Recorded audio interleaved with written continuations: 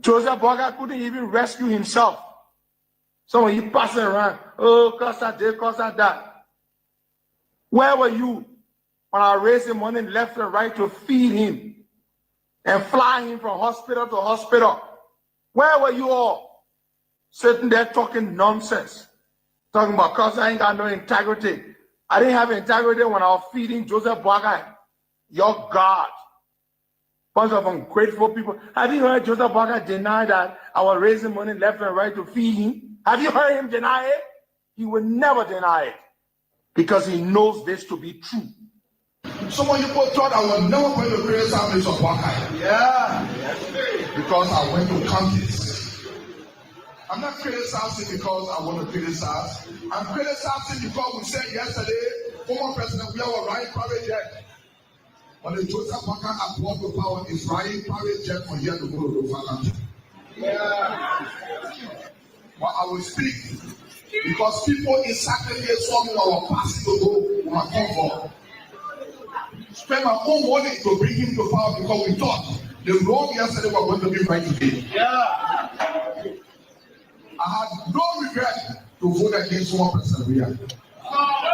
But the people that are brought to power will regret why I have to vote for them in people.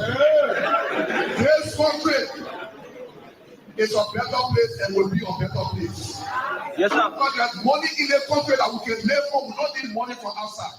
So, but we don't want to empower people here. We say that our lawmakers, we have become lawbreakers. We have become criminals. We put all the money in the budget for ourselves and leave them out.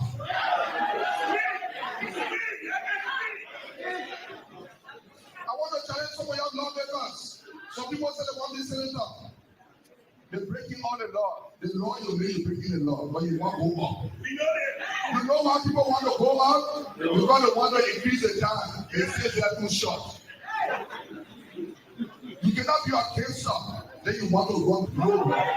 You cannot be a lawmaker that disrespecting the law that we made ourselves. Then you say you want to say that, then you waste your time. Nobody here can be for the government economy.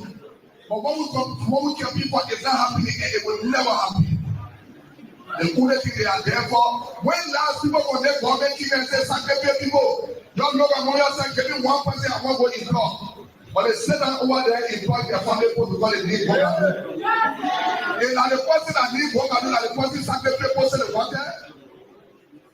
We implore our family people, but some people are happy because it is the time to be happy. It is nobody's time when the country is not better. It is everybody's time when the country is better. And we give this as a challenge to all of you people. 2029, we may be on the ballot for the presidency. Where we will come here and say, Brother Saccoles, you people will have to appoint a commissioner for Saccoles. Brother Saccoles, they are educated people. It's not about education. It's about how well you govern your people. They got people that got degrees, they know nothing. The only person with entry people that they can't achieve nothing from. Our marketeers will come to power. In every country, at least 2 million and break out for marketeers, people rather, and younger boys to empower themselves. The money is there, but everything is wrong with carrying the benefit of because we are close. Tell Joseph Boga to forget about Yeke Koluba. What is Boga doing? Yeke Koluba. He betrayed Yeke Koluba. So when Yeke Koluba forced you are not allowed to let him talk. He forsake yourself when Yeke Koluba forced you. But when Yeke Koluba forced you from here, you want to know what laughing and say Yeke Koluba. So to them, and you say, who they say about Yeke Koluba for that, and I'm going to put Yeke Koluba there.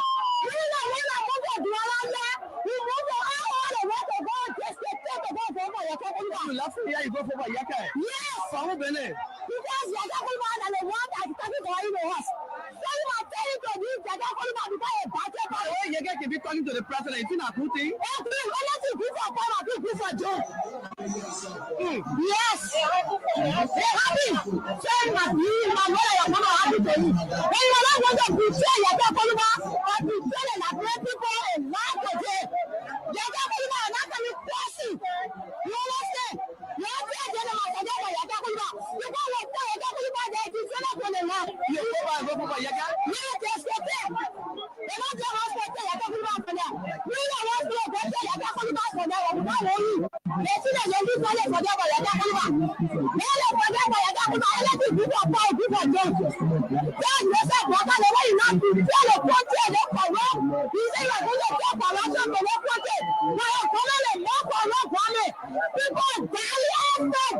He said the president Kwame is the most corrupt.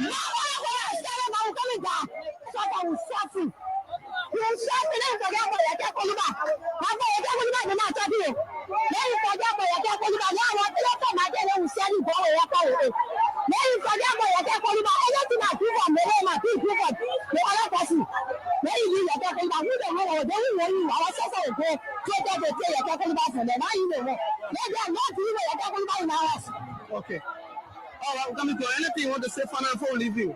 Thank you so much.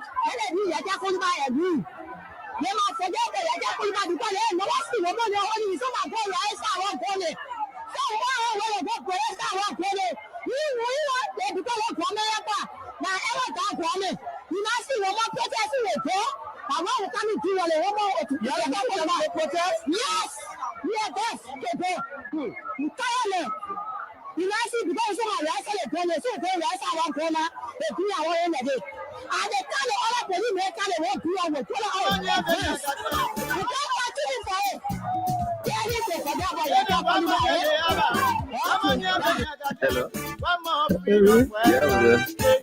My friend, you made me say that. I heard you last night. Yeah, phone indeed to move far. Absolutely, after the whole election. In my corner. If you hear my preaching most Sunday, you will conclude that I'm right. But will you rescue as a legislator after winning? The broadcaster don't even answer my phone. They don't pick me up. They don't let me down. They don't even have time. Oh, I don't talk because God knows why it's happening. And everything I will accept it because our son is vice president to him from Nimba. The Nimba will not understand if I start hating on Breca. The Senate got a start for Breca. When we have wrote, the Senate takes a comprehensive report of the funding and the taxes, the simple ruling, and the amnesty law, and everything, and the provision statement for those commissioners who decided on budget from here. And said the way forward is the Panama Hall discussion for peace. Then when brother come out, he is deceived by coming there. They don't there, don't be there. And you know where he's just thinking all kind of way, brother, all kind of things. You want to go after people? Then, you know, the CDC still control the lower house in the upper house. So they went talking away, talking of things for the teaching. They did a resolution that passed because of money progress. Yeah. Then they said it. So they said it. Then something happened. Wow. They almost ran to Yombi house. Then the brother that choose the money. They didn't tell me they had it for me. Then when I heard what was happening, there were only 2 persons to town. That was me, that was Bani. Jim Bani. That way I went to boom. I know what is going on. You were here when we had sent paper. And you were here with our own leadership. And we sent the report with all documents. Legal documents. To guide here. Then God got demonstrated on the 2010 decision by the Supreme Court to be involved in the 2011. Because there's nothing wrong with that. You're right. He demonstrated that. You're right. Then after serving our Bible for 12 years now, he's now president now. We finish campaign for that kind of woman, and he wants to persecute us. He's not going to persecute us. So what is going on with the phone? That phone said, well, what I'll do for you to help you with my life. There's only nothing. There's nothing wrong with that. You're right. He demonstrated that. You're right. Then after serving our Bible for 12 years now, he's now president now. We finish campaign for that kind of woman, and he wants to persecute us. He's not going to persecute us. And they're professional. I said, well, Uncle, let me think about it very first. To be honest with you folks, I never asked you to come. When they were coming, they said they were freedom fighters. When they were coming, they said they were liberators. Now you're asking me to go back to $1,000. Then he said, you might be inclined to give the money because he wants something. So this is the honest man. This is the honest Joe Walker. The Joseph Walker, he's an honorable man, is asking me what else to me on the priest.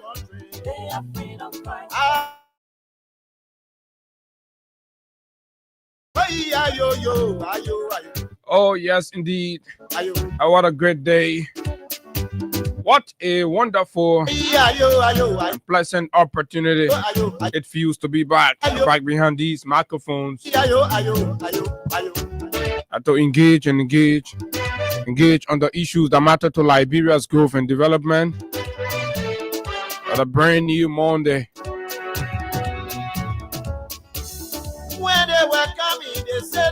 Today is the 10th day of November, and of course the season is right around the corner. The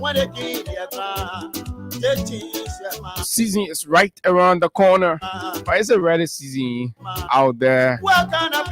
Times are hard, things are tough, Liberians are struggling, and the most cherished moment in the year is passing by slowly. Well, not many people taking cue. But again, that's such a time, such a condition. And of course, what a great way. We'd like to welcome all of you, our friends, our followers.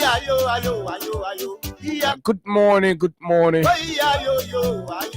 Good morning and welcome to Liberia's most informative breakfast platform, the Freedom Morning Rise on Freedom 87.9, where we discuss the issues that matter to Liberia's growth and development.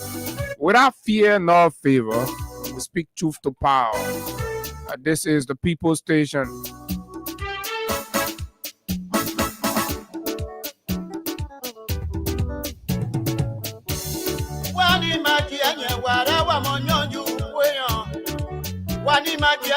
Good morning, Liberia. Our friends, our fans. To those of you in the diaspora, it's always a good thing to have you join us. And this morning, it's also very good that we have all of our platforms on and beaming. What is the online radio, the YouTube channel, the Facebook page, and all of it is beaming. Because guess what? Today promises to be very, very interesting. Oh yes, what a great day it feels to be back.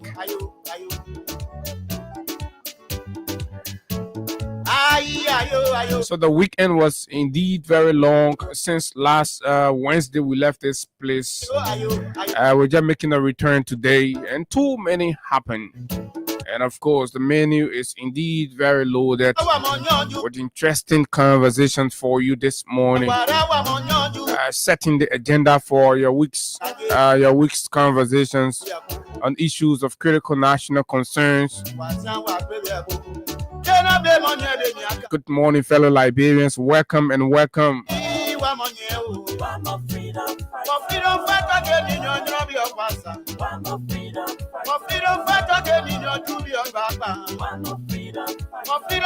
What does the menu look like this morning? It's important to let you know that the president has returned from his two-legged trip to Paris and, of course, the UAE.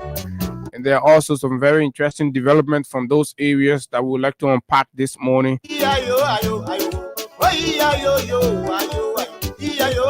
But the news of the week, as we close up on last week, was the arrest, the asset recovery task force. Indictments that were all over the place, and we saw arbitrary arrest of permanent Liberians, across for a variety of reasons. Council of Clark Edward Mountains.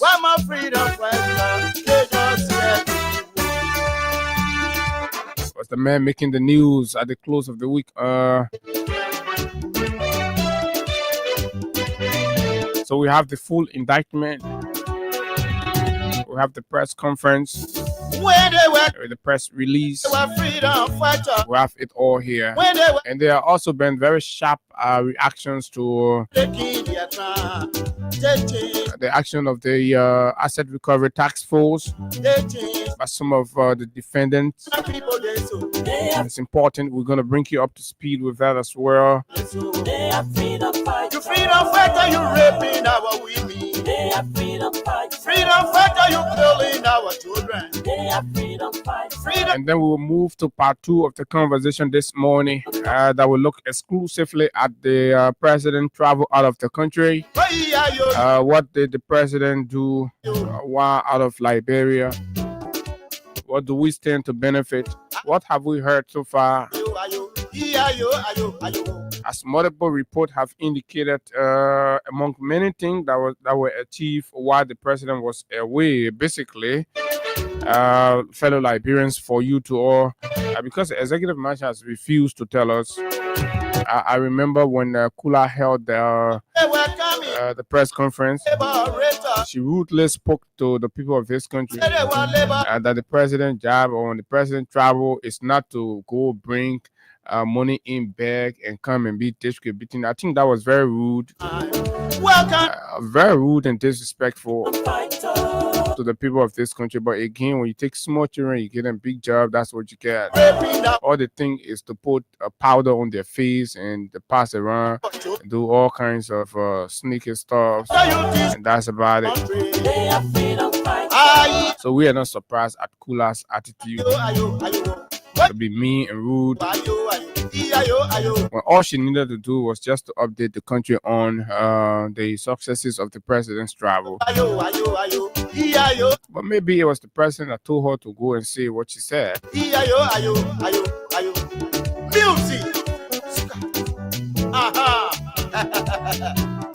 So reports coming in says the president signed the AML MDA, Asilometer Mineral Development Agreement, was signed by the president while he was out of the country in Paris. And that is the reason why the president left the country. So Kula then did not want to say that. He started cussing, saying that you don't expect the president to pull money in bed and bring it and start sharing it in the country. Yeah, I say, oh, what the president going to there? I think he's being rude. And the president said the simple reason he did it because he wanted to secure the US 200 million signature bonus. So Asilometer posts on 200 million there, and Jada, when you go catch a fish, the bait, and that you can pull on the hook to throw it there, and what can call it. So they put the 200 million. Say when your son 18 years, so you son there 200 million for you, just the son. So what are the deal good though? Ain't good. What Nima Po crying, they ain't crying at the business. What else Senator Yantoine been passing around whole day talking like a business? But that 200 million, but I saw it, man, John went Paris. Finish on it. So they rescue that for their pockets. Oh la la. And so we have gotten small information about the mysterious Foya Villa, 10 million Foya Villa. And the Liberian investigator have launched. Her launch is a month-long investigative to uncover credible indication as to links and connection with the Foya mysterious presidential villa. And it will amaze you to know that all of the narratives, whether from the cycle of the Unity Party, the president, the Ministry of Information, the COS, the other bar players that can be passing on the street lying, they say, oh, that's Sylvester Grisby, or they're trying to surprise the president. Look at that childishness. So because the man died, they're putting all the things on Sylvester Grisby.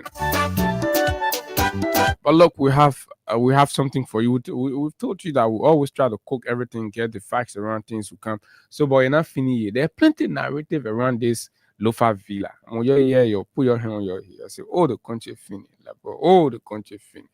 They old man, but look, man, very, very seriously, this is where we are. So, some of what's captured in the papers this morning, front page Africa newspaper, banner headline: Ivanhoe Atlantic HPX in a sea on the photograph. The Guinean junta leader Mamadi Doumbouya, accompanied by Joseph Newman Boaka of Liberia. That seems to be an interesting story that you want to grab a copy to get the details of that right here in the front page Africa newspaper. Experts question Liberia's deal with Ivanhoe as legal bilateral gaps surface. Is CAA compliant with Liberia Guinea implementation agreement? Is the question mark, ends in the question mark. And Doumbouya is militarily dressed, seated with his beret, and of course we have our old man here, right here, with his red necktie and his face. I think, I'm not sure if there was any application of makeup on this other picture. I think that the present natural picture here. But grab the front page Africa. Still on the front page. How the political elite consumed Liberia's 2026 spending plan. A budget for the privileged? Question mark. In the photograph, we see the Prayer Ben Finance Minister Augustine P. Gaffon standing right here in an all blue African attire, along with the Bo speaker, regime speaker, Richard Nangwekun. I don't know how the Richard Nangwekun man can be dressed. He make him look at how the man pull wear it cool. You know, that a regular stuff, man. Yeah, man. It can't even pull tie. You know, man looks so very informal. But anyway, that's the regime speaker. So they're both here holding the budget book. And there's a secret to this. You know, the budget was symbolically, I like to put it, submitted on Friday. But trust me, it was an empty sheet, right? In fact, it was submitted without the budget note. They have not completed anything. But because the president said that they were going to submit on Friday, but they were not even ready. So Gaffon just collected plenty empty sheet into the cover page of the budget and pull it on it and staple it and go stand from both speaker. And that's what I'm telling you. Serious thing. I'm telling you, this is what they did, right? Since that Friday, they have been busy at the Ministry of Finance trying to complete the budget. So the actual submission of the budget will happen. So everything you saw happening on Friday was just, just to meet up and say, oh yeah, we finished submitting the budget. But technically, they have not submitted the budget yet. They're still working on the budget. But anyway, the numbers are out, right? Some of the numbers are out. That's what it is right here. So let's see with other papers as well. Then you have the Liberian investigator, Turkish behind secret presidential villa. Grab a copy of the Liberian investigator right here. You see the president photo as well as the different parts of the villa. When you all see inside the villa, not small thing there. What? The old man when he retire, not small enjoyment when enjoy. You guys see the thing that the man pull inside the villa. That one you can see outside the villa, that joke inside. Man play, right? So this report is saying that the Turkish are behind this, but we read the details so that we know exactly. Draft budget signals big shift, with over 96% of the 1.2 billion proposed spending budget of the Liberian government towards recurring expenditure. Fat increases in the speaker's budget, the president's budget, and of course other executive officials of the Unity Party regime's budget. That's how they are intending to divide the nation's cake. Pressing for 18.1 million settlement. Okay, but let's move quick. Boaka signed AML MDA is also here. Then Verity newspaper, looted LEC in quotation. GAC audit reveals over US 61 million in procurement without evidence. Money Captain is right here. And of course, the next story is legacy at risk. Also in quotation, Dr. Paley warns Liberia against aiding U.S. deportation. Raphael Paley has slammed the Liberian government and, of course, the president on his decision to accept the deportation of a notorious gang criminal that's scheduled to be returned to Liberia and all of that. So, folks, the shipping size of the conversation this morning. My name is Abu, and of course, as always, hey guys here for the conversation up to 10 o'clock. Hey guys, good morning, welcome. Good morning, Abu. It's good to be back here. Let me say good morning to our audience. We are back together, like we promised you during the course of last week. We are here to talk the Liberian people talk and ensure that we can speak on national or critical national issues that bother us on the development of our country. So just too many things to talk about. And as always, we are here and grateful to God for the gift of life. And Abu and I are going to run you through up to 10 o'clock this morning. Okay, most definitely. So today is Monday. The cash giveaway is here. Last week, we actually never had a beautiful experience with the cash giveaway. We hope we can make it better this week. So grab your phone. Make sure you have at least $50 Liberian on it.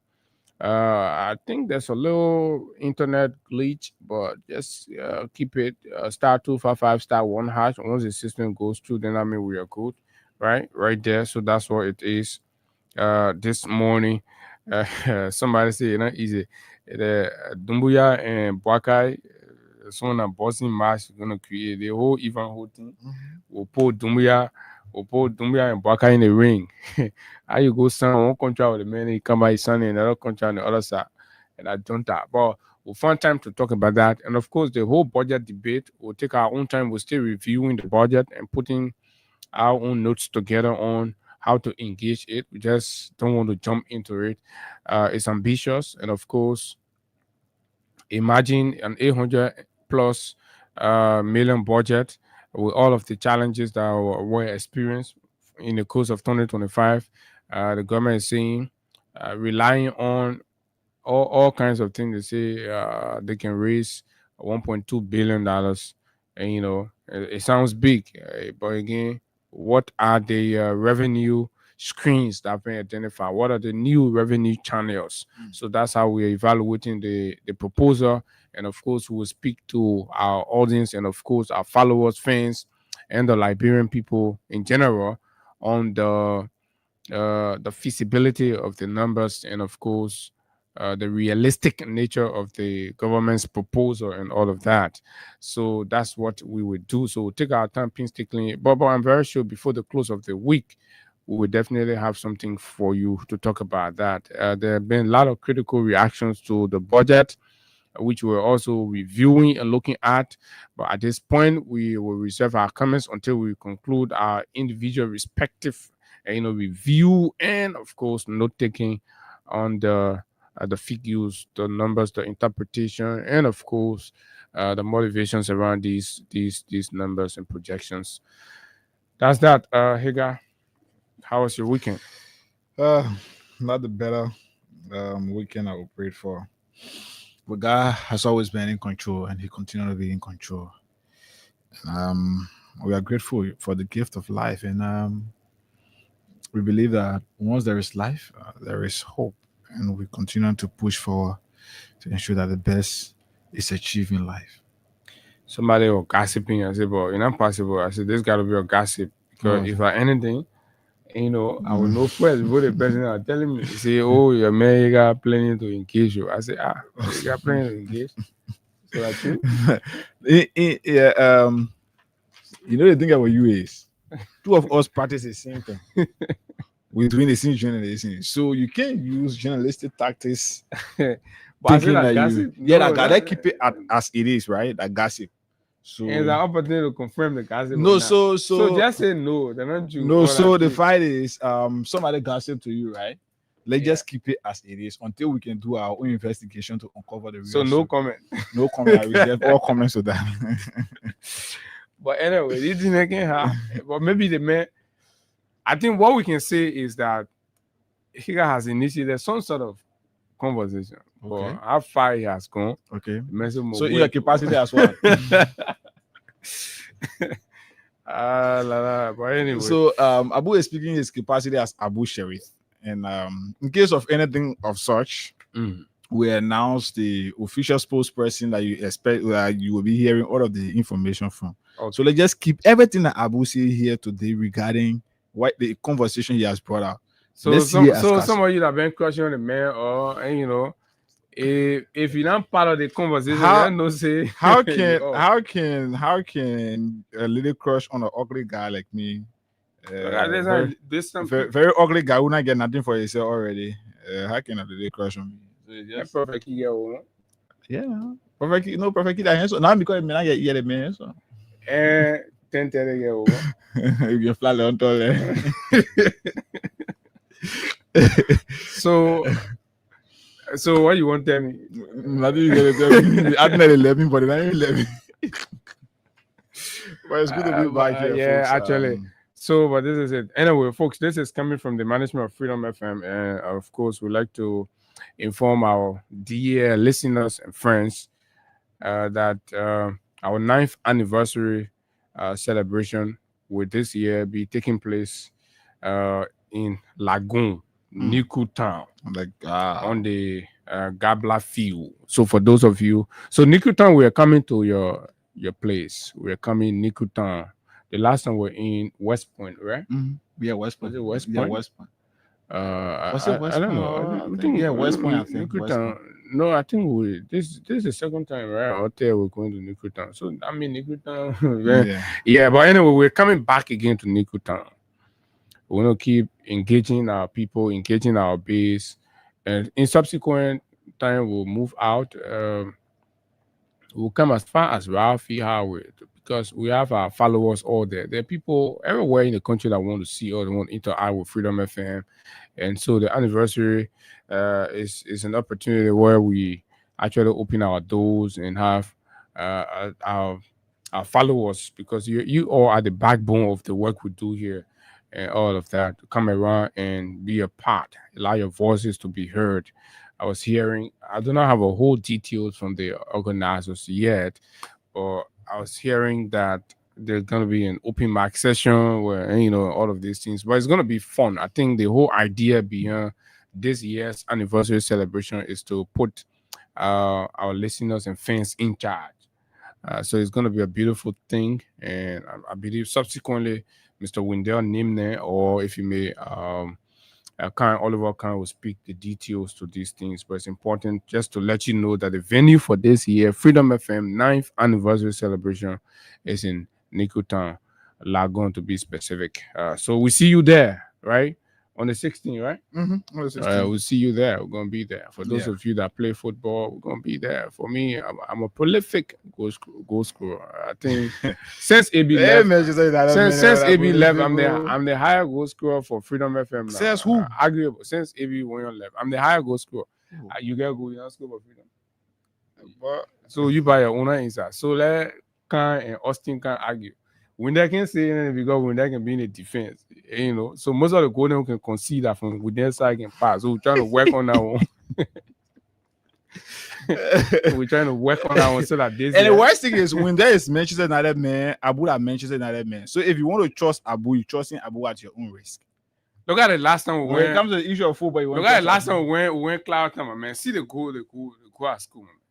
In a FIFA, la Puskas. Abu go all the goals Abu can score. Then when Niku Town the other time again. You can never see Abu go on record. This year we gotta get camera over the games. Okay.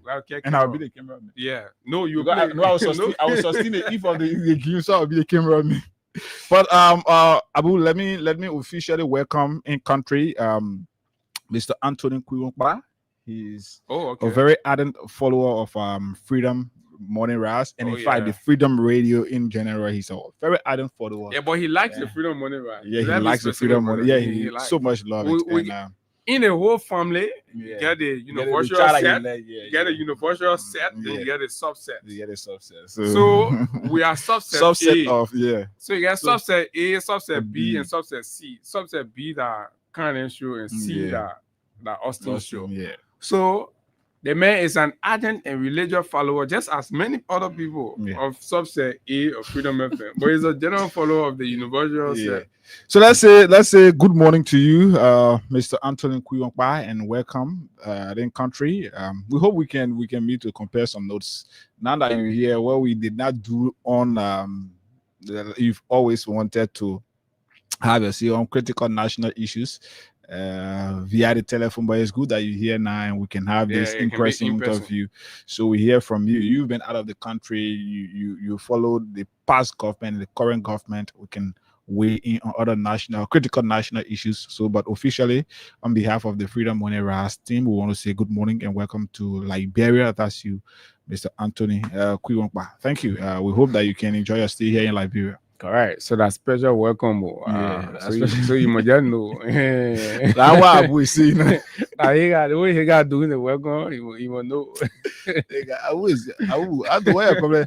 So what's really your problem is? So you just want us to run away from Manchester United blunder over the weekend. So you What think you can blunder? always try to hold me? 5 game on the video, is a blunder. 5 games on the video. You go Five sit game. out. You go sit out game, picking and run me yesterday. No, the last 5 Do not forget about Baga. We don't think about Yeah, Baga. Barcelona so- won like 4-2 last night. Let's talk So about let's Putin. Let's go. So, folks, we're back. So let's get to business. Your mind, guy, and let us bring the day will bounce by. You'll be saying, "Oh, they can team for me, they can team for me," but no problem. So here's the thing, folks. I know we all are very aware that things have been very difficult in the country, and the government has been under immense pressure to deliver, even on the slightest of expectation from its ardent and, of course, supporters. That the government has equally failed. And then in the face of the president's latest travel, which we were the very first to break on this radio, right? We told you that the president was traveling to these countries and that it was empty again. He was going to travel with a huge dedication, which he did. So the president never proves us wrong. So Liberians said, okay, this is a moment to put our focus on the travel of the president, see what the president will, eventually come with. So we spend time to understand, and, everything. The president came. So preparing for the president's return, we saw the Asset Recovery Task Force release a press statement, which we read, right? And subsequently call a press conference announcing what many will consider, whatever, just announcing names of people, and in fact, arresting people. The night of Thursday before Friday, homes of prominent Liberians were besieged by AFL, police, and other joint security members with gun-toting joint security officials were assigned to prominent. Let me give you the details and the backgrounds of some of this, and you just see all that arrest. So the government sent armed AFL personnel who are not supposed to be involved in civil matter like these, right? Overnight, the home of the MDMC CEO and others, Mrs. Sawyer and all the other people that were arrested, right? Thursday night, they caught them. They house arrest. I like to say that. What they put them on. a house arrest. Yeah. So it was their lawyer that the break of dawn. And that's how they waited until they broke. Their lawyers went there so that everybody will see what happened. Because how do you go and carry people to somebody's house in the next so you go arrest? When would that happen? So they broke. Everybody started seeing, asset recovery working. But mind you now, this asset recovery of Clark Mountain, the record shows that so far the asset recovery team has jointly received pretty much around $2 million so far in budgetary support. But the record shows also that Mr. Clark Mountain and his team has not retrieved even $5 yet, but they have expended around or above $2 million from taxpayers' money. So, value for money. Questions and concerns have been raised around that in critical corners. And even the credibility, the legitimacy of Clark has been questioned in some cycle, and his prudence in exercising and doing the job. Because when we spend $2 million for something, then we bring $5 million here that issue. So these concerns were being raised, right? Plus other issues. That's how on that Friday morning we saw Clark Martin passing around, just throwing things out, and there's a whole list of I don't know how many persons here to be seen as working. There are a few things to consider before we start to play. I send you all the stuff. There are a few things to consider, right? What is an asset recovery task force or institutions meant for? What are they supposed to be doing? And what are they supposed to be reporting? It's important. These are critical, sober-minded investigator and, of course, forensic investigators that will take time to thoroughly investigate, right? Individuals, public officials, and, of course, private that have been given public money or resources to do particular job.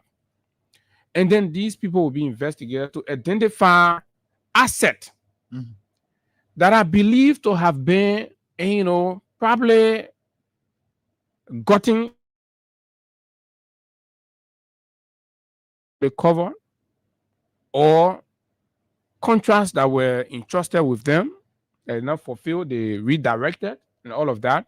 So when the asset recovery manages to establish that, the asset recovery now will be telling us as a country that after all of our due diligence, we can now report to you that the asset recovery has, as of the 8th of November 2025, has identified and in the process of recovering, right, 1 million United States dollars believed to have been siphoned from the public covers from the period X to Z. When you do that, then people know you're responsible, you're systematic, and you're objective. Now, or you say, we have identified property X, Y, and Z, and all of our investigation and judicial processes have clearly validated that these are properties that were gotten out of proceeds from contracts that government did, government that, blah, blah, blah. So the asset recovery has moved swiftly as of this date to seize and return this property to the Liberian government. That is victory for the asset recovery. That's how an asset recovery works. When you read about the asset recovery in Nigeria, they'll be telling you about the assets that were recovered. They'll be giving you update. They will not be telling you about,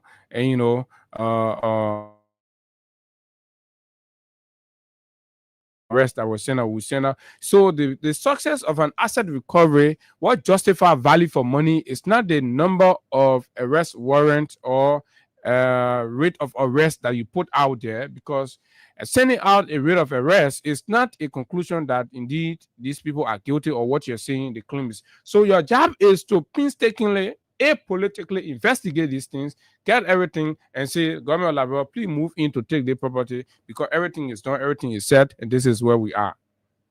You're not telling us that. But you say, oh, you'll go bring the people. Then the people will come down, they will give us evidence. Then when they give us evidence, then that the evidence we'll use now before we'll go to the property. That thing makes sense. I'm not a lawyer, right? I'm not pretending to be one. But how we finish giving Clark Martin and his team $2 million, for example. Clark Martin and his team use the $2 million for almost 2 years, and then they tell us, we need these people. So Liberian government, the Ministry of Justice and other people, the police and the AFL, won't arrest people. When finish arresting them, will bring them in, then they will bring the evidence now. That evidence will tell whether, yes, that true, the money here, that Liberian put money, then before we will take it. What kind of asset recovery works like that? But the first thing is, Abu, in a case of such, what first the asset recovery team is supposed to be doing, if you identify the Hager, for example, did some transaction that you think are questionable, the best you do vote of politics is firstly invite Hager for questioning.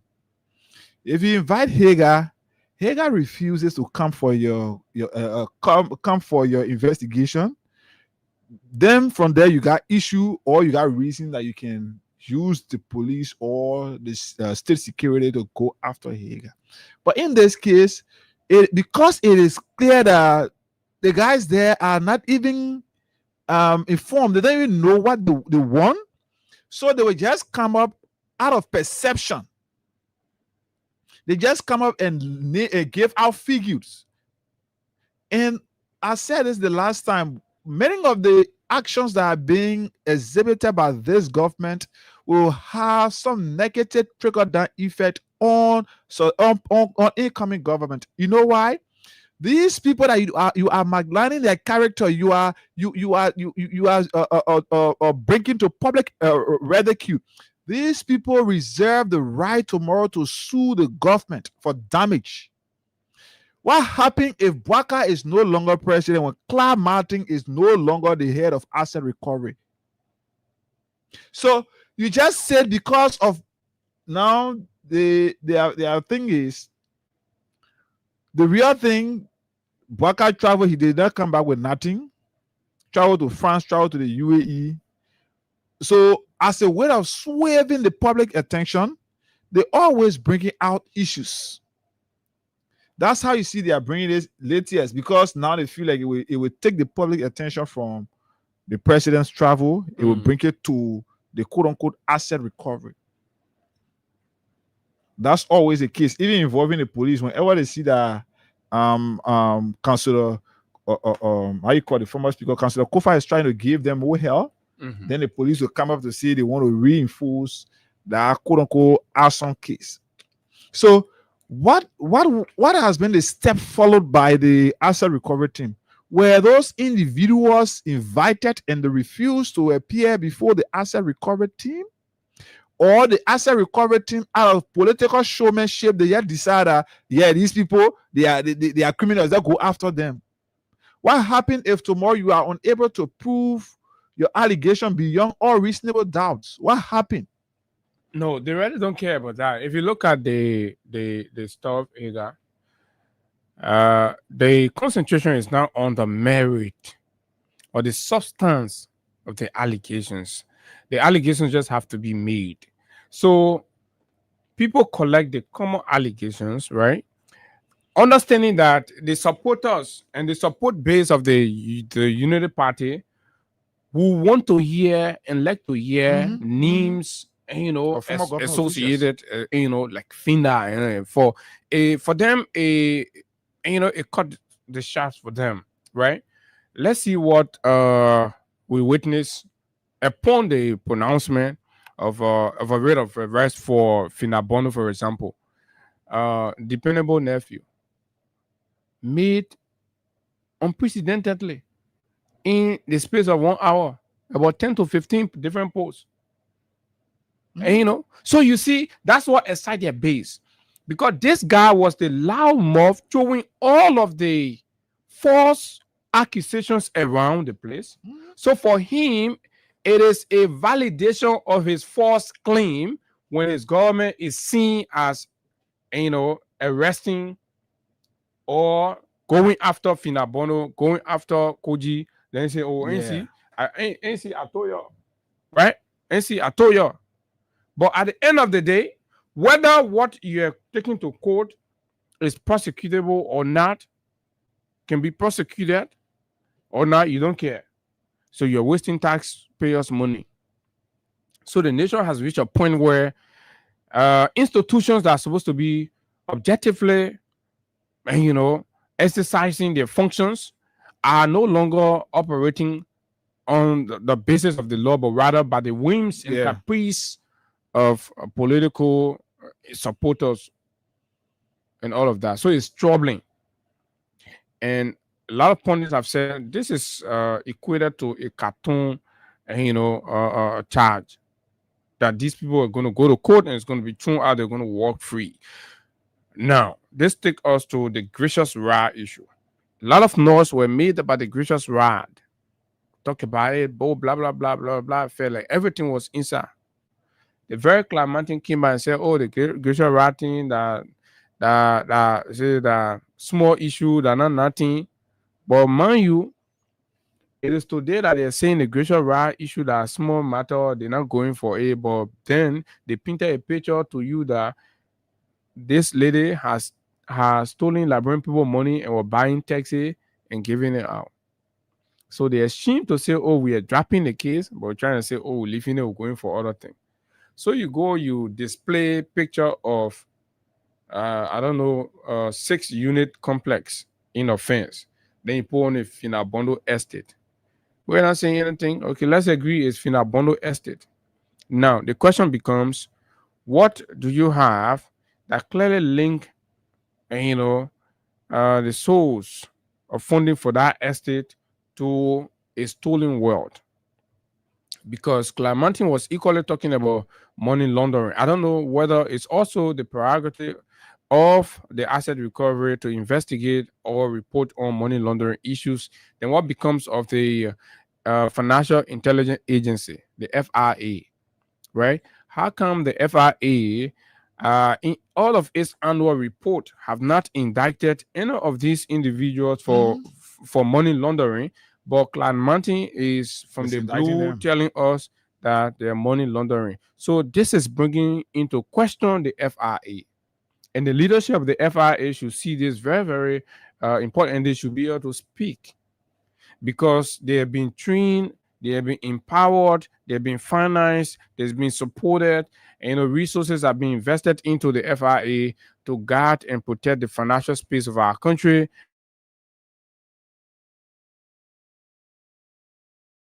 Liberia.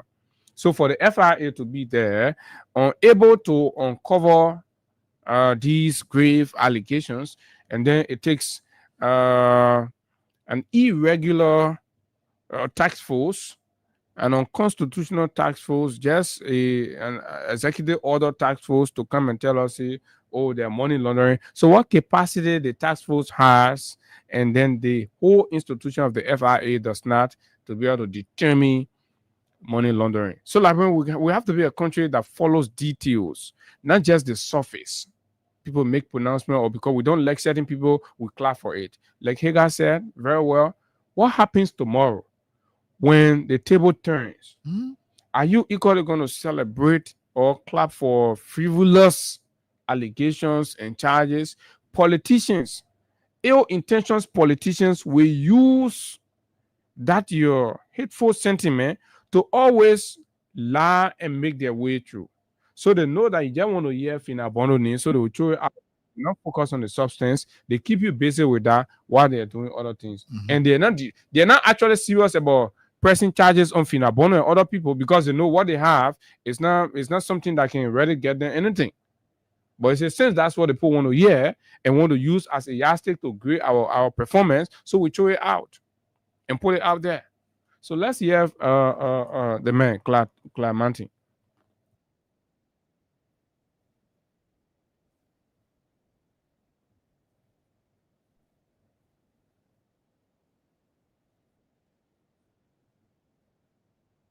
Yeah, he didn't even know the reporter name. He called him Diamond. Yeah, that Diamond. I didn't know the metal. So this is Clark. It feels like he knows what he's doing, but actually he does not know, right?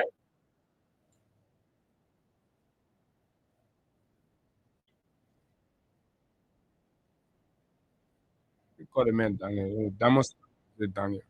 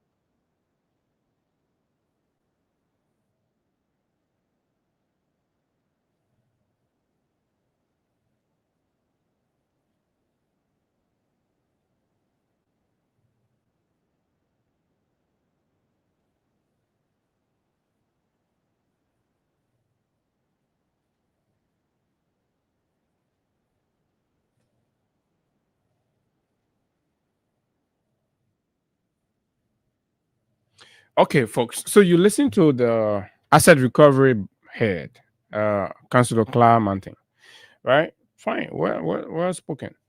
But the thing is, this is just an executive order task force.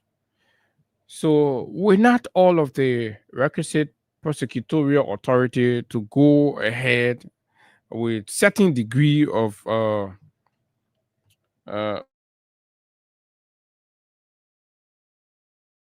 so now they have to work in consonance with the Ministry of Justice.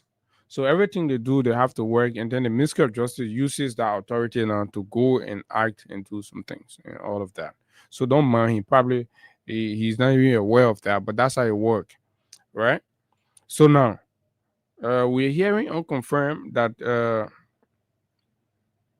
what we witnessed was not fully, wholly, and solely supported by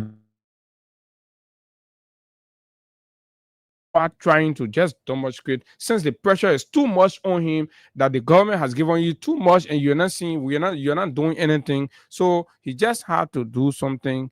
And then the fact that there are very angry people in the government, and there are some people who want to use the CDC to scapegoat the excesses of what is happening today. So you say, oh yeah, give him all of the necessary people, so you'll go there and do it. Knee jerk, absolutely knee jerk. But that is for them to talk among themselves within. We have begun receiving sharp responses already to this whole thing. And an instant case is the case involving the folks that were arrested from the MDMC in connection to the renovation of the Ministry of Foreign Affairs complex, right? There was a contract entered into between the government of Liberia, the Ministry of Foreign Affairs, right, and the MDMC construction company that got inherited by this government. And since, right? So I have a copy of a letter that was written by the Attorney General of the Republic of Liberia in relation to the same case, to tell you clearly that Clarmonting is not even aware of what he's doing. He's just going out there and doing anything. But it's up to you if you can fall for it. If your issue is just to have an anti-CDC sentiment and justify everything for you in the country, fine, fair enough. You say, everybody got to use everything that make them happy. And my business is not to stop people happiness. If for you, the only thing that is good for you, that makes you happy, that makes you feel accomplished, and you think the future of your grandchildren are guaranteed and everything is okay, is when you hear news about a situation about CDC, then people like you can take Clarmonting serious and use him for your pleasure, right? But those of us that are particular, right, about what we want and how we want the country to be governed, right?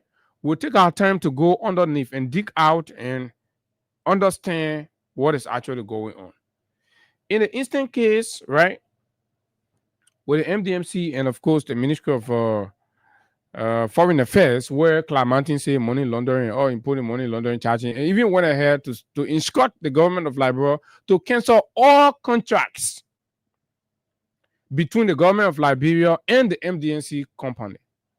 This Clarmonting man, who has not succeeded in even establishing a plastic, say that plastic bear water, what we used to say? I used to call it, say, yeah, what we used to put the water in the plastic bear, put S on it and say, they won't successfully, he have not even established that for children to be selling it for him. Least to talk about establishing a business or company for other Liberians to work. This man is proposing that another Liberian should be denied that all his contract with the government of Liberia, even though he has not gone to court to find this man guilty of anything he has levied on this man or on this company, but this man is saying the government of Liberia should cancel all the contracts. So you see the premeditated position, the preconceived position. So you see the motive behind where this whole asset recovery thing was. It's kind of driving at. You see where we are. We're in serious trouble, and this is absolutely terrible. And now you're wondering why these people are rewarding millions, hundreds of $1 million contract to foreigners, Sierra Leoneans and others, because I think it seems clear that the goal of this government or elements within the government is to take Liberians from job. The envy and jealousy is too much that successful Liberians are being targeted. Right? The case you own, you finish with it. Then you say, by virtue of the innuendos that you're putting out, the gibberish that you're putting out, rested on that, the government of Liberia should cancel all the contracts. So that means the Freeport, the bridge-to-bridge contract should be canceled, and every other thing that the government of Liberia got to do with MDMC should be canceled. Are you kidding me? Does that make sense? Why? Is that motive? Do you have a sentiment against MDMC or Mr. Uboti? You are manifesting the partisan nature of your action. That's what you're clearly manifesting, because critical minds will start to ask, right? Here's what the Attorney General wrote. I'm going to read. For those of you that are friends with us, we posted it on our page. You can check it out. So, on December 24, 2024, this letter was written to the Minister of Foreign Affairs in response to an inquiry that the ministry has, or an investigation that the ministry has asked the Attorney General Office or the Ministry of Justice to conduct on this particular contract. Reference. Say legal advice on Ministry of Foreign Affairs and MDMC Civil Works contract. 1. Factual summary. On December 9, 2024, the Ministry of Justice, MOJ, received a letter from the Ministry of Foreign Affairs dated November 28, 2024, under your signature as Minister of MOFA, requesting that MOJ review and proffer advice on a civil work contract executed between MOFA and MDMC Express Incorporated. The MOFA and MDMC entered into a civil work contract on September 12, 2023, having a duration of 3 months, commencing from the date of execution. The subject contract requires MDMC to undertake civil works and or renovation on MOFA's 5th, 4th, 3rd, 2nd, 1st floors, basement, as well as perform pavement works with a total value of $1,949,999 United States dollars. The project was funded by the Kingdom of Saudi Arabia. The civil work project was to be implemented in 3 segments as follows. Listen.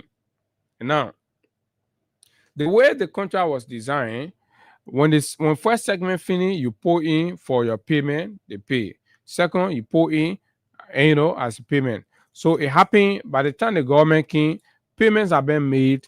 So there was a balance payment that needed to be made that MDMC made request for, and the Joseph Boakai people did not want to pay the people money, and they said the way they got the contract and started bringing all kinds of things or trying to strangulate the people's business.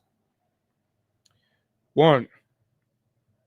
Say first first segment covering 5th, 4th, and ground floors for the cost of $779,990 United States dollars 80 cents, constituting 40% of the total contract price. Second segment covering first floor, second floor, and third floors for the cost of $682,000 excuse me, $82,499 United States dollars 90 cents, constituting 35% of the total contract price. Right? Then the third segment covering the basement and pavement works at the cost of $292,499 United States dollars $1,000.95, constituting 15% of the total contract price. The parties agree that 10% of the total contract price in the amount of $194,999.97 will be retained for a period of 3 months to cure defects during the liability period, after which, and upon the issuance of a certificate of completion issued by MOFA, MDMC will be paid. To date, MDMC has been paid $1,462,499.78, representing payments for the first and second segment. Essentially, MOFA is troubled. MOFA is troubled that the original contract was improperly valued, right? Or improperly, say the original contract, let me get this, improperly varied by charge order. So they raised question with the original contract for additional works, which was approved by the former Deputy Minister for Administration, totaling $526,870 United States 24 cents, and thereby correspondingly increasing the total contract price by the same amount. Now, MDMC has reportedly completed the civil works after an additional of the duration that the past possession, as per the actually, was granted it, and now request payment from MOFA in the amount of $487,499 United States dollars 94 cents, representing the outstanding balance under the original contract, and $526,870 United States dollars 24 cents for the varied change order for additional works, aggregating to $1,014,370 United States dollars 18 cents. So the additional component, the past possession, right, that was added, plus the remaining payment from the first 3 segments that they completed, right, sum up to that. So when the current government started raising issue, so the people requested, okay, pay us the balance money from the other areas, from the old contract that we already completed, that which they do not want to pay, and that's how they asked for this investigation. So let's come to count 2 of the Ministry of Justice investigation process. Folks, we're getting somewhere so that we understand and know that this country has to be governed by law, procedure, and processes, not by people feeling. You don't have to like people who work in CDC. You don't have to like sedition, and you don't have to necessarily agree with everything. But what the law requires, what the papers, what's on the book, you must be responsible as a government to execute it, because when you equally leave power, you will leave liabilities on the book that other successive governments should come and adhere to, because we're running a country here. But for you to come to power and try to illegitimize everything that happened and use that as a basis to deny people the legit payment, right? Even though people with the constitutional authority then sign on to these things, and then it is an issue. To a point where even Liberian businesses that supply motorcycle, I'm told Masako, that Kisi fellow around 72nd, right, is being held. Is that the motorcycle that were bought from him, that the government will borrow money? And then my thing is, what purpose was it bought for? This motorcycle that you used to see some given to county inspector, teachers, and other people, right? As I recall, say they're going hold the message that. So what are you saying, right? Are you trying to question that the government that was in place, was not a government that's supposed to act and take decisions. So they just threw a band there and leave everything. Because if you say you will hold everybody for every contract the government signed, and this is where witch hunt comes in. And then you see the small beginning that didn't go to school, that taking film and doing blogging for the government, want to be like talking nonsense. Right? So now, this is where we are. Let's come to the documents and instruments reviewed. So the Ministry of Justice says these are the basic documents that we have to review to authenticate and establish what our conclusions and opinion will be in this matter. 1. In the rendering of this advice, we review the following documents or instruments.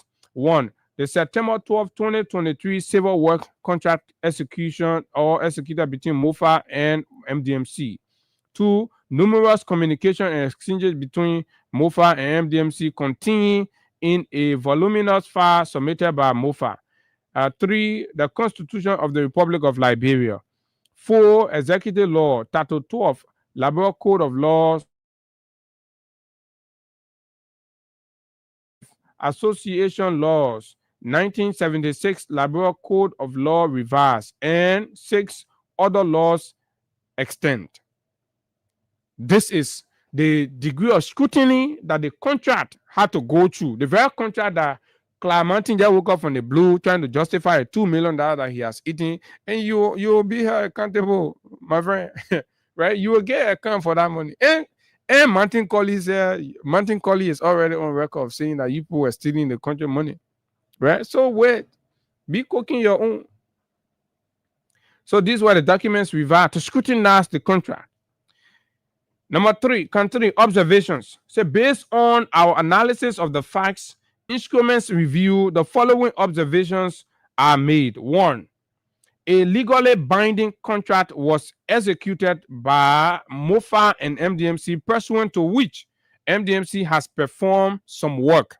So what is the cause of this observation?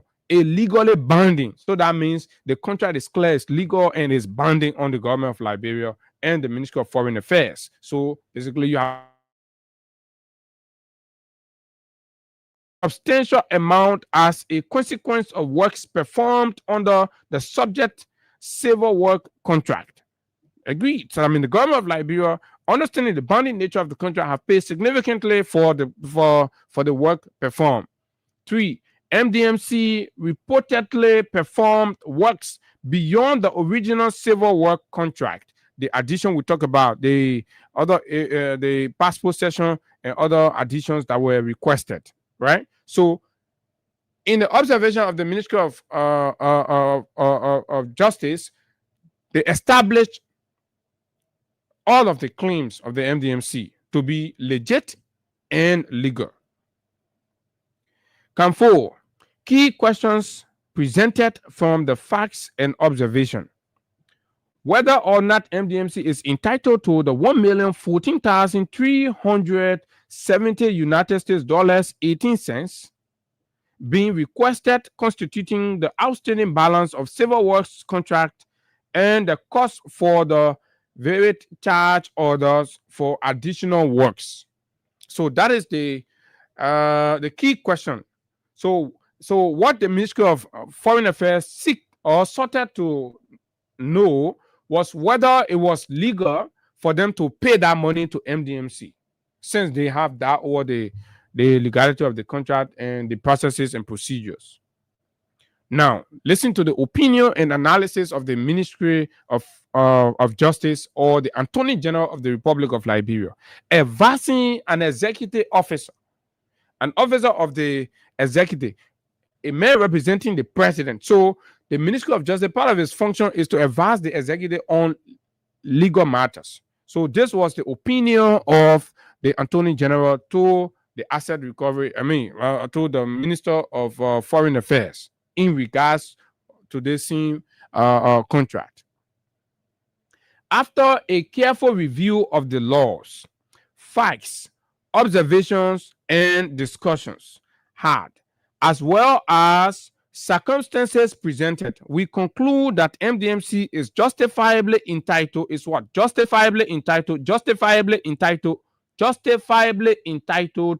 to the outstanding balance of the $487,499 United States dollars 94 cents provided for under the mutually executed contract.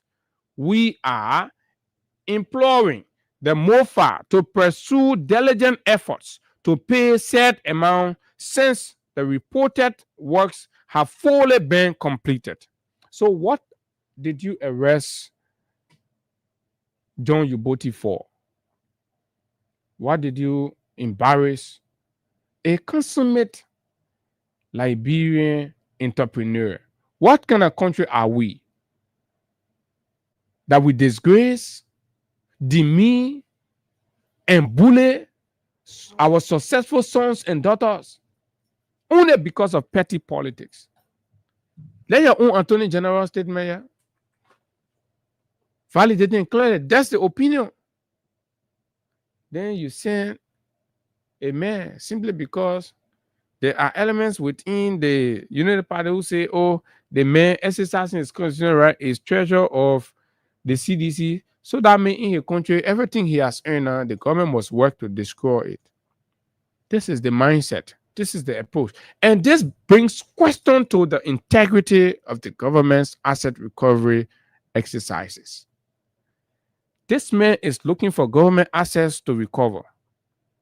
There is a $10 million mysterious asset lying down in the forest of Foya that this man has not developed the courage to go in because that mysterious property now, and bring back to the government and give it to the government.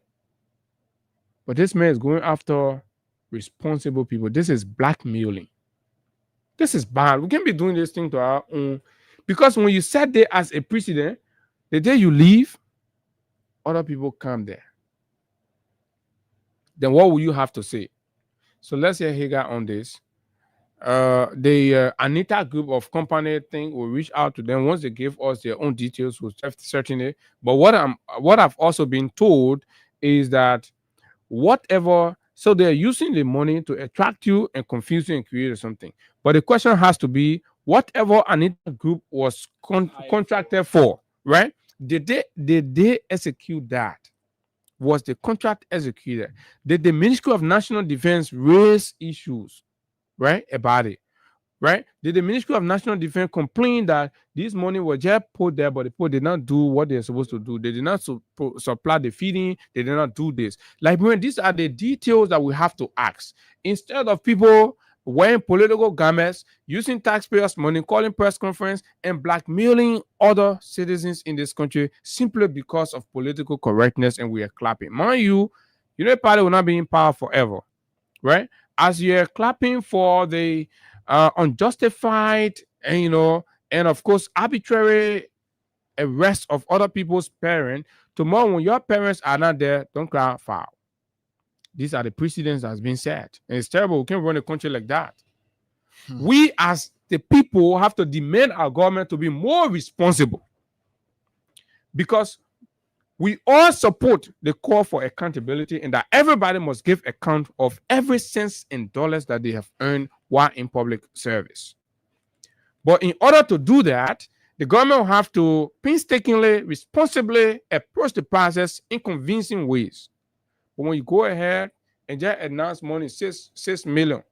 So do you know what it will cost to supply the Ministry of National Defense and all of the barracks in the country, or whatever Anita was hired for? And you see, so you say now in one lay room, you see the people, oh, Anita Group of Company for Finabondo daughter, $6 million. Your whole hair rise, right?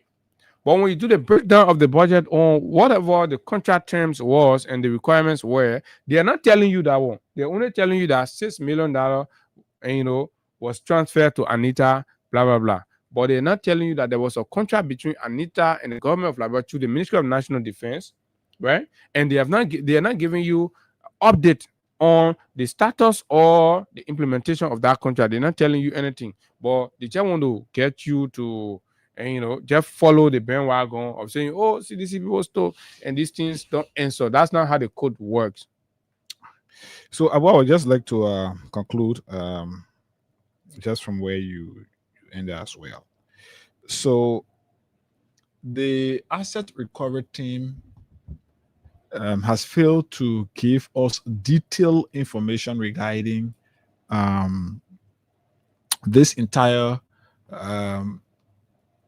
indictment. Mind you, the individual that is all the individuals whose company name is being used or institution name is being used is a Liberian citizen. And we are here always talking about the Liberianization policy. We are here always talking about supporting Liberian-owned businesses. Now, let's do away with this name of Finabono daughter and see her as a Liberian. Now, like Abu said, what was the money in question that was allegedly sent to her account? What was the money sent to her account for?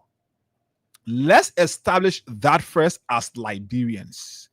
Was it sent for her to keep, or was it sent there for her to perform a particular task that money is supposed to be used for? If it was sent for her to keep, we get to do another investigation on that. If it was sent there to be used to perform a particular task, then we get to another point to do an investigation to understand. And the asset recovery team supposed to be filling us in with all of these informations. We have to know firstly, if it was sent there for it to be used to perform a particular task, was that task performed? Was the tax for which the money was sent there, was it performed? Let's forget about Finabono Doro. Finabono Doro $6 million that was sent, or 800 million was sent. Let's forget about that one. Let's talk about why the money was sent. Oh yeah, she's a Liberian. You can't deprive her of a right. And was there a contract? Was there a contract between the government and a force institution? It can be whoever. Once that's what I said, Abu. Let's do away with the name of Finabono daughter, right? Let's do away with that name. She could be one other youthful Liberian who feel like who got the opportunity and is innovative enough to form a company to perform tax, and she could be hired for that, like you over there. This government have the opportunity. Okay, so let's start to question now. Like we're talking about the government about to award $300+ million contract to a foreign company. Don't you think that company or that contract can be awarded to a Liberian company, and that Liberian company could better perform? That was in the case of this lady. And they don't even want you to discuss that contract, even though that contract is fraudulent.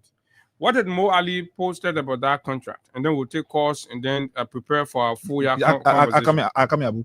So they are not talking about that. They are not in the position enough to make Liberian-owned businesses to grow.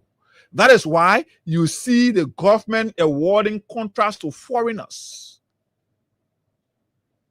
This Unity Party government is prioritizing more foreigners than Liberians. So if this lady was hired to perform a particular task, or her company was hired to perform a particular task, let the asset recovery team be able to tell us that this amount of money was sent to this company for so and so purpose, and this tax for which the tax for which this money was sent, that wasn't performed. Then at that point, she's going to be answering questions for why the default.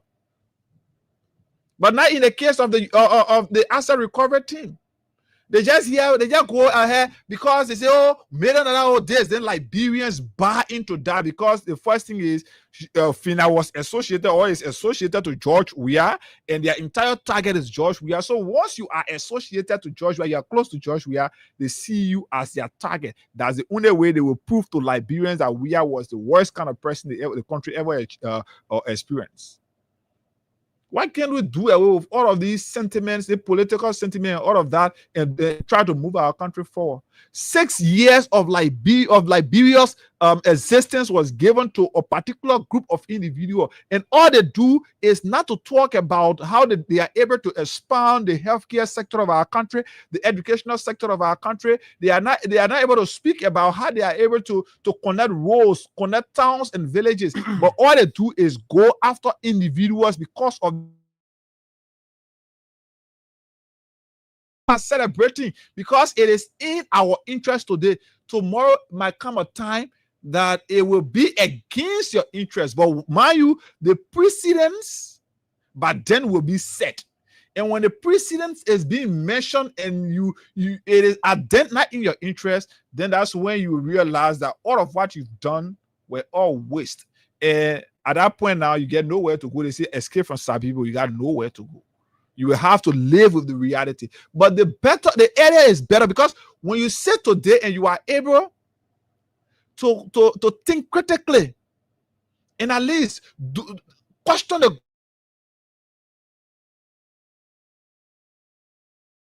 don't be a bootlicker. Once you are able to question the government's action and you are able to bring the government to explain it to you, what's the intention of this entire thing, like, tomorrow is going to be another day where the precedent that you will set today, we could reference them. But today, since it's against your interest, or it is in Finabono case today, and you think like, oh, if Finabono are the people going after, you'll go after them. But mind you, the precedent is being set, and the precedent will be mentioned. When they say posterity will judge you, these are the things we talk about. So these are very, unprecedented and disturbing ways to politic in the country.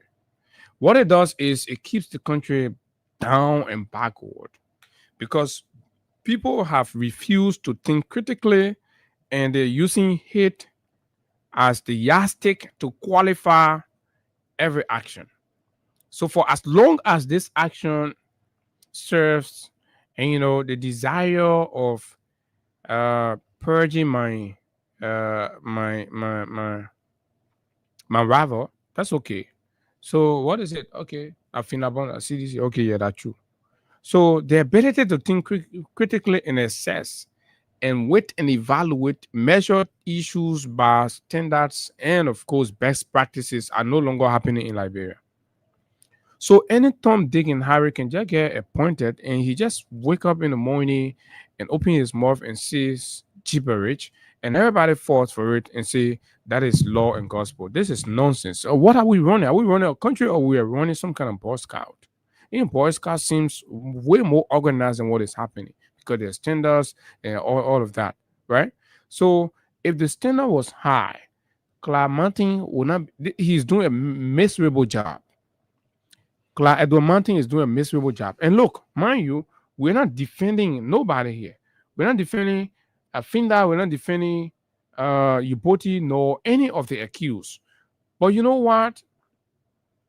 Mrs. Sawyer, husband, sacrificed and contributed a lot, even herself, to this country.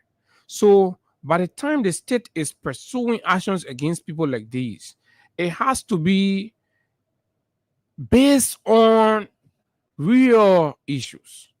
And you cannot reduce such a people in such a manner and you expect that everybody sit down and clap their hands and say, because no, this is bad, right? There's a reason why people, will always put to certain level and they acquire certain privileges and all of that.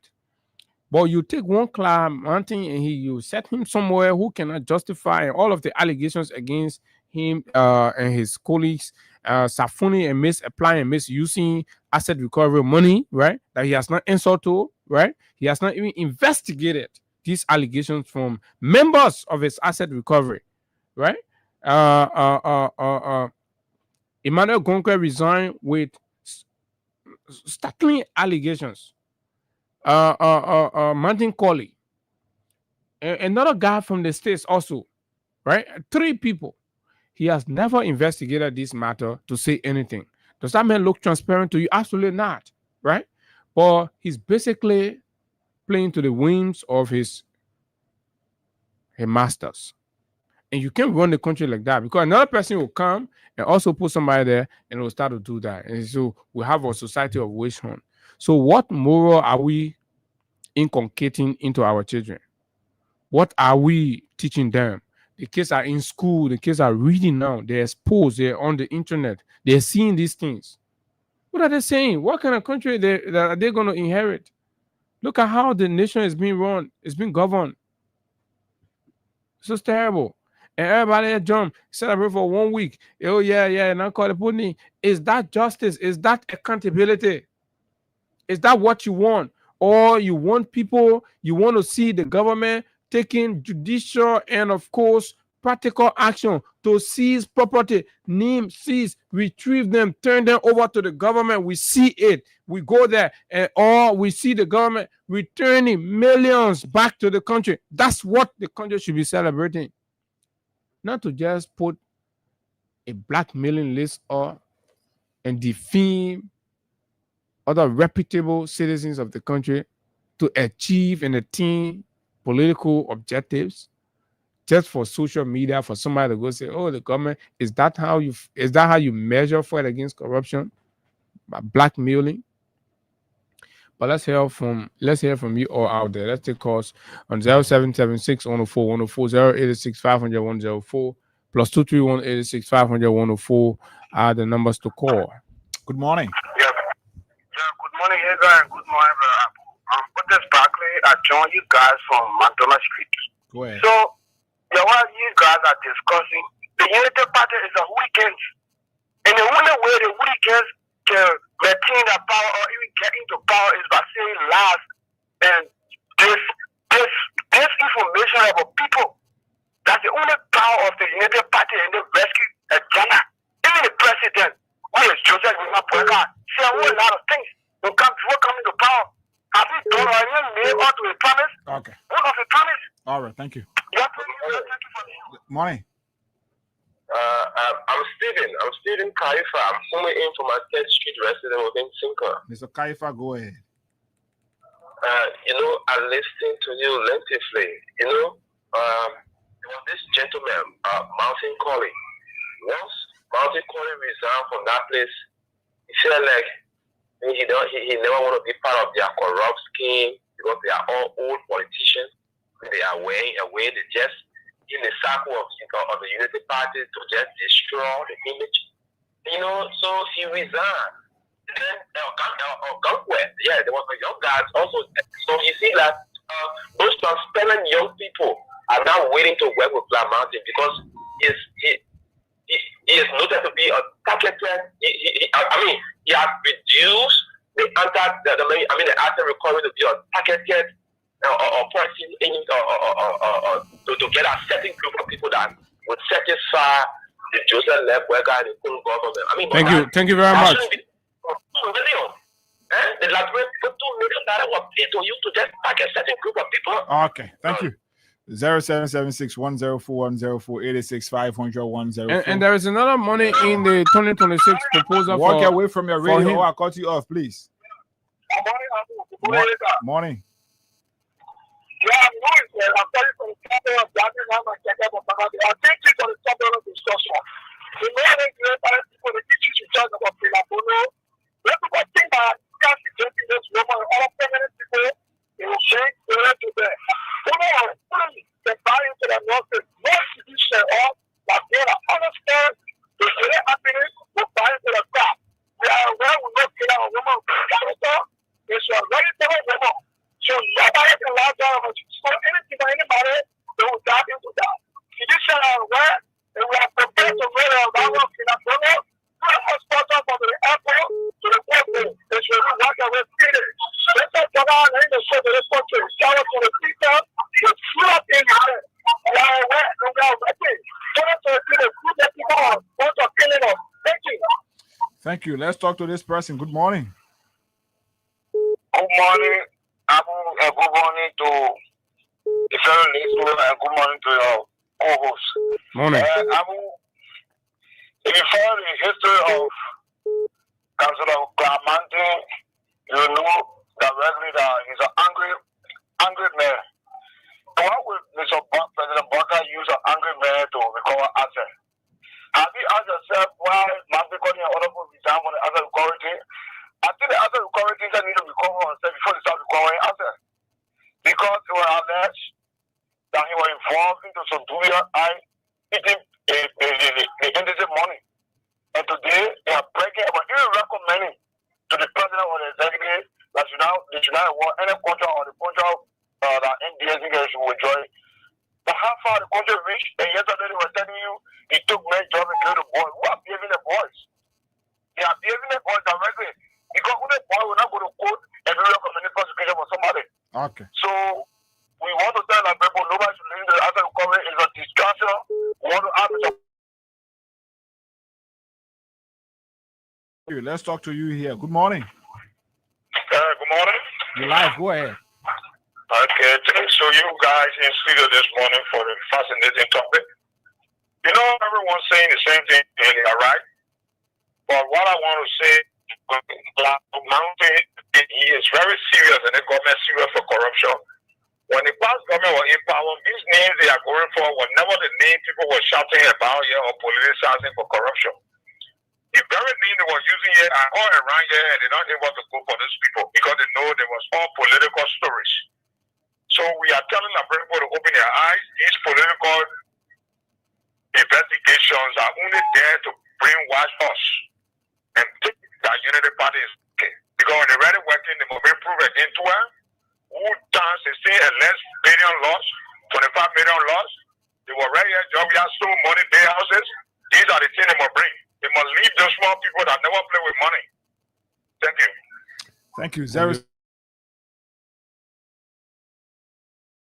104 are the numbers. You can call us on right here and be a part of the conversation this morning on Freedom 87.9. Let's take two more calls and then we transition to something else quickly on 0776 104 104. Good morning, bro. Hey guys, and bro, I'm in studio this morning. Morning. My name is Emma Hajar, and I'm joining from Banksy and Nimble intersection. This morning. Bro, hey guys, firstly, I want to say to the asset recovery thing that led under this government, everything they see that they are doing. For me, I just want to say to the public this morning, it's just a political games they try to play to get to former president we are. This whole thing of the idea they are putting here is that they want to make the world or the nations to know that we was corrupt or he's a government. I mean, just to blackmail him. So let me say to them, let we all think about how to move like we were forward to be more than other countries or like other countries tomorrow and to start pushing political rhetoric around here. Thank you for the time. Oh, wow. Sorry. Finally, this person. Hello. Go ahead. Yeah, this is Sachi calling from Cuba. Go ahead. I just because of things, people just coming with money. You just getting money and this for the money Congress of Democratic students. We just get our money for the people.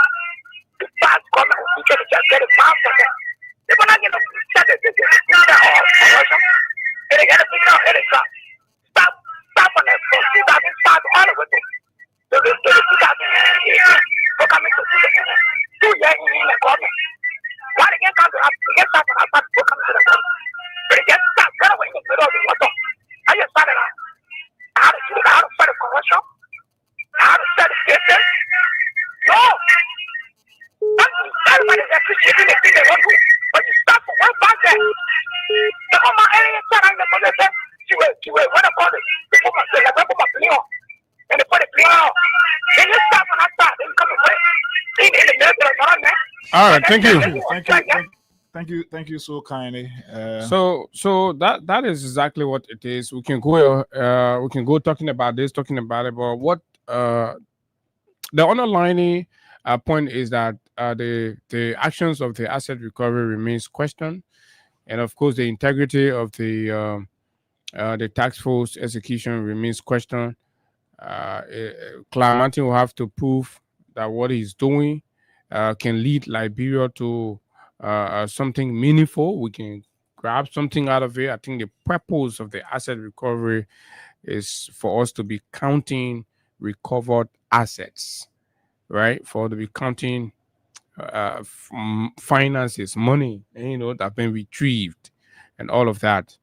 So any asset recovery that cannot list the number of assets and of course read to us the quantum of money that they have retrieved is useless, right? Because it's useless for purpose. The purpose is to get this thing. So if you can, 2 years counting, nothing has been recovered, nothing has been retrieved. It still brings the asset recovery under question. So let's take this break with Crime Stopper Librarian. We'll come back, we'll talk issues, something else. The president is back in the country. It's important to remind him about the investigative or the court process with the Lofa University. You remember, right? The Lofa University, there was an investigation, a wild allegations against the president there who continued to brag in the county. And in fact, I'm told he's taking action now to temper with the recruitment exercise of jurors for the opening. The code is about the opening. I think today also, right? There's the code opening today. So the juror recruitment process has been tempered with, where students of the university he has penetrated, and those are the ones that are going to preside over the case. So others are raising serious issues, but it's good the president is here. After this, we'll talk about it briefly and consider other issues right here on Freedom 87.9. My name is Abu, and of course, hey guys, here as always. This break, we'll be right back.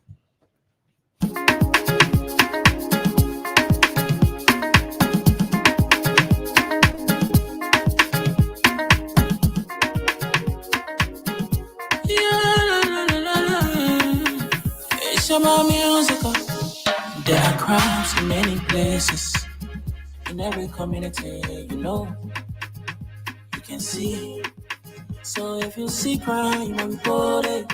Don't take law in your hand for the right authority. But it can't take your law in. Crime Stopper here for us, bringing safety to your door. Whether you rich or you poor, if you see a you must talk it, I mean you check. You wait for your safety. If you see it, don't keep it. You must call to report it.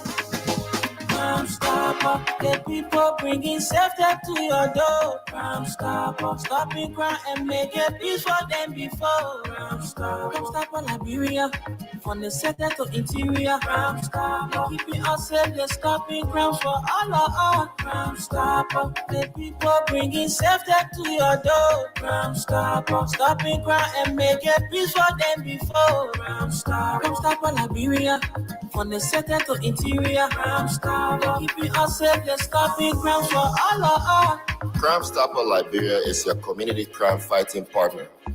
Don't take the law into your own hands. Remember, if you see a crime, report it.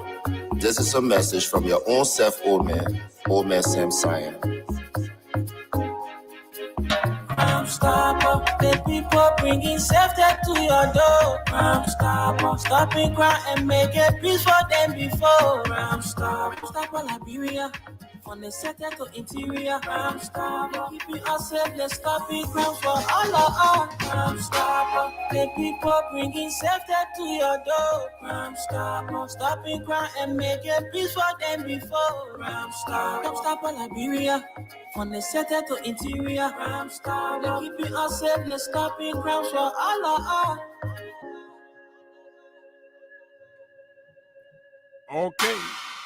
Okay, so that is that. Like we were saying, Mr. President, it's good that you're back in the country. And of course, like many of your supporters have made it seem, you've been taking actions on issues of economic malfeasance and all of that across government, and the different actions taken everywhere around the country. But why have you refused to take actions, to take preliminary administrative actions to safeguard the integrity of the investigation into the Lofa University corruption allegations around the president and other officials? Why have the president refused to take actions to preserve the integrity of the investigation and of course the integrity of the university and all of that? The president of the university stands accused hugely of mismanaging, misdirecting resources belonging to the the entity, the GSC report, the LSCC investigator and indicted this man. The indictments are out, and of course, it's scheduled for court hearings and all of those things. But this man still continue to preside. So critical minds, and of course, good governance, civil society advocates in Lofa and beyond have raised questions and have continued to send out pleas with the president to ensure that this man and others involved are recused of their positions to allow for the investigation to go out smoothly. Mr. President, what does this say? This is selective justice, right?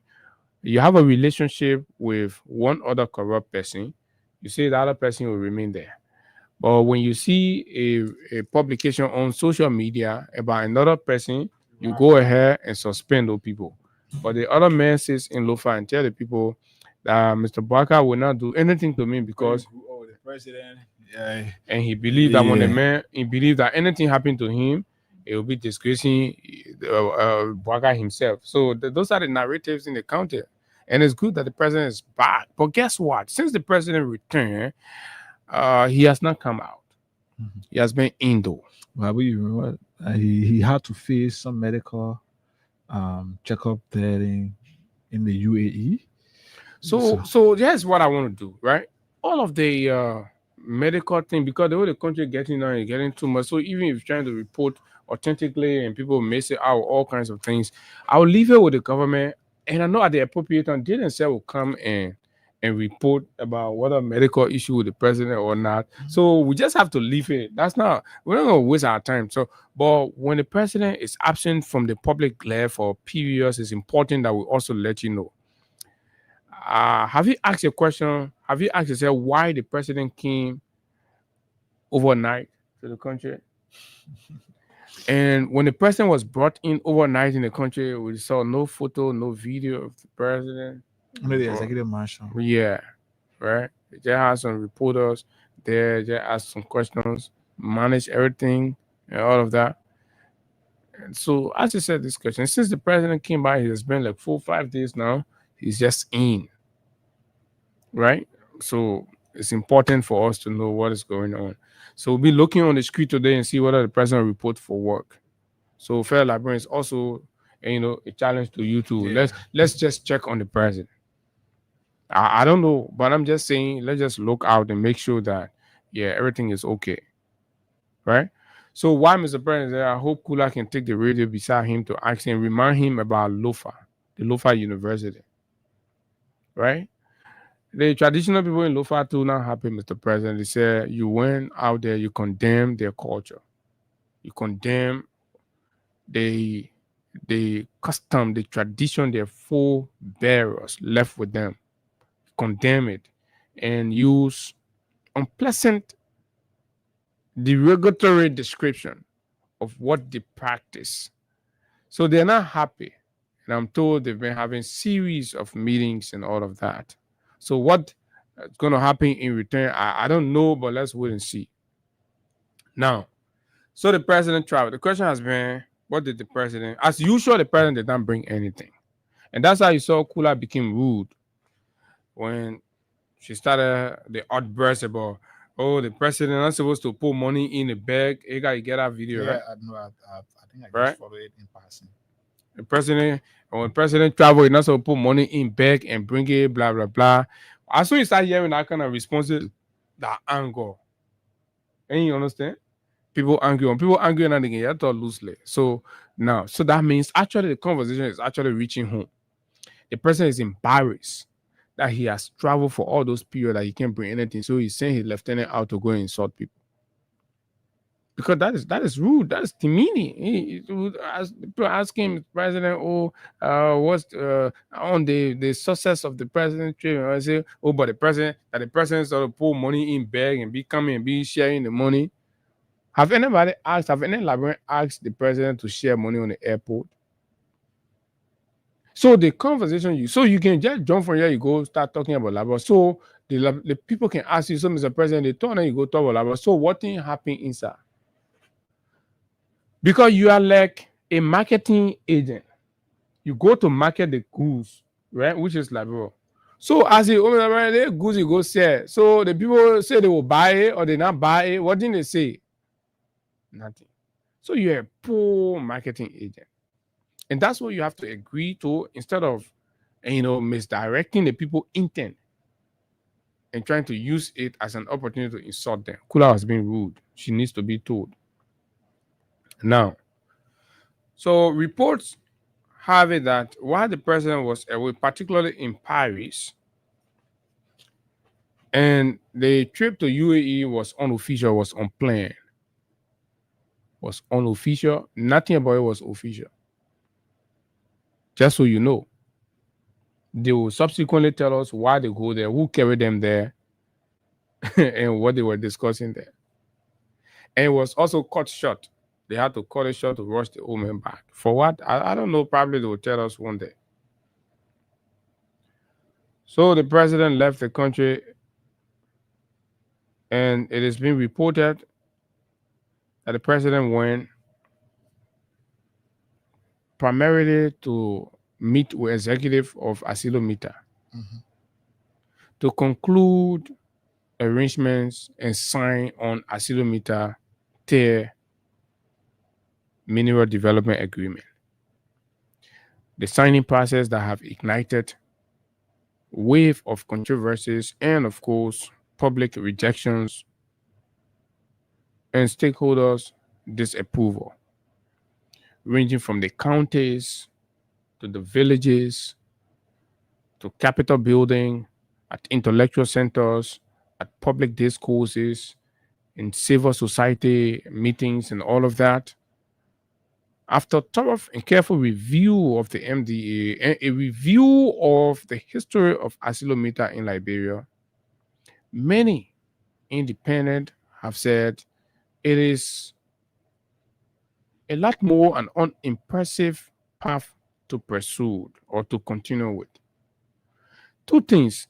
It's either Acylometa agrees to adjust the agreement to fit with the demands of the Liberian population or the country, or Acylometa accept to close down and leave. Acylo has insisted.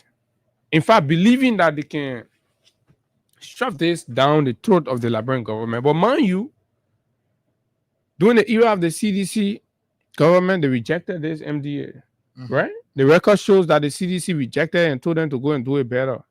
Unfortunately, the election happened, the CDC lost. When the United Party came, Acylo started bankrolling, helping them pay some salary for some months and all of that. So the conversation became immense. The president got invited to Acylometa Yekepa office. And as soon as the president entered the place, he said, "You're doing a marvelous job." Right? Right there, the man who go check on the people and go, and you know what you're supposed to go, demand more. He even entered Guye. He has not even gone to assess the neighborhood, and you know, the staffs and everything. The man left to the gate and tell the people, say, Naxan. From that day, I knew, say, we're finished. Say, done. So all the other thing has been happening. Senator of Nimba, Yan Twine, decided to stand with his people and say, for the sake of Nimba, this is not good. This is not healthy. While Sir Joseph and other people were driving weekend to go Yekepa to go collect what, I do not know. Unannounced, they jump. When they go cut pens down, they say that committee meeting. So they lead the whole capital building to go have committee meeting to Yekepa. You see how the post sell in the country. The next group of people, right, they carry them to Farmington. So these are all the things that's been happening. So carry some people to Yekepa, carry some lawmakers to Farmington, right? Then grab the president himself, carry him to Paris. Grab the president himself, took him to Paris, and this is what's coming out of Paris.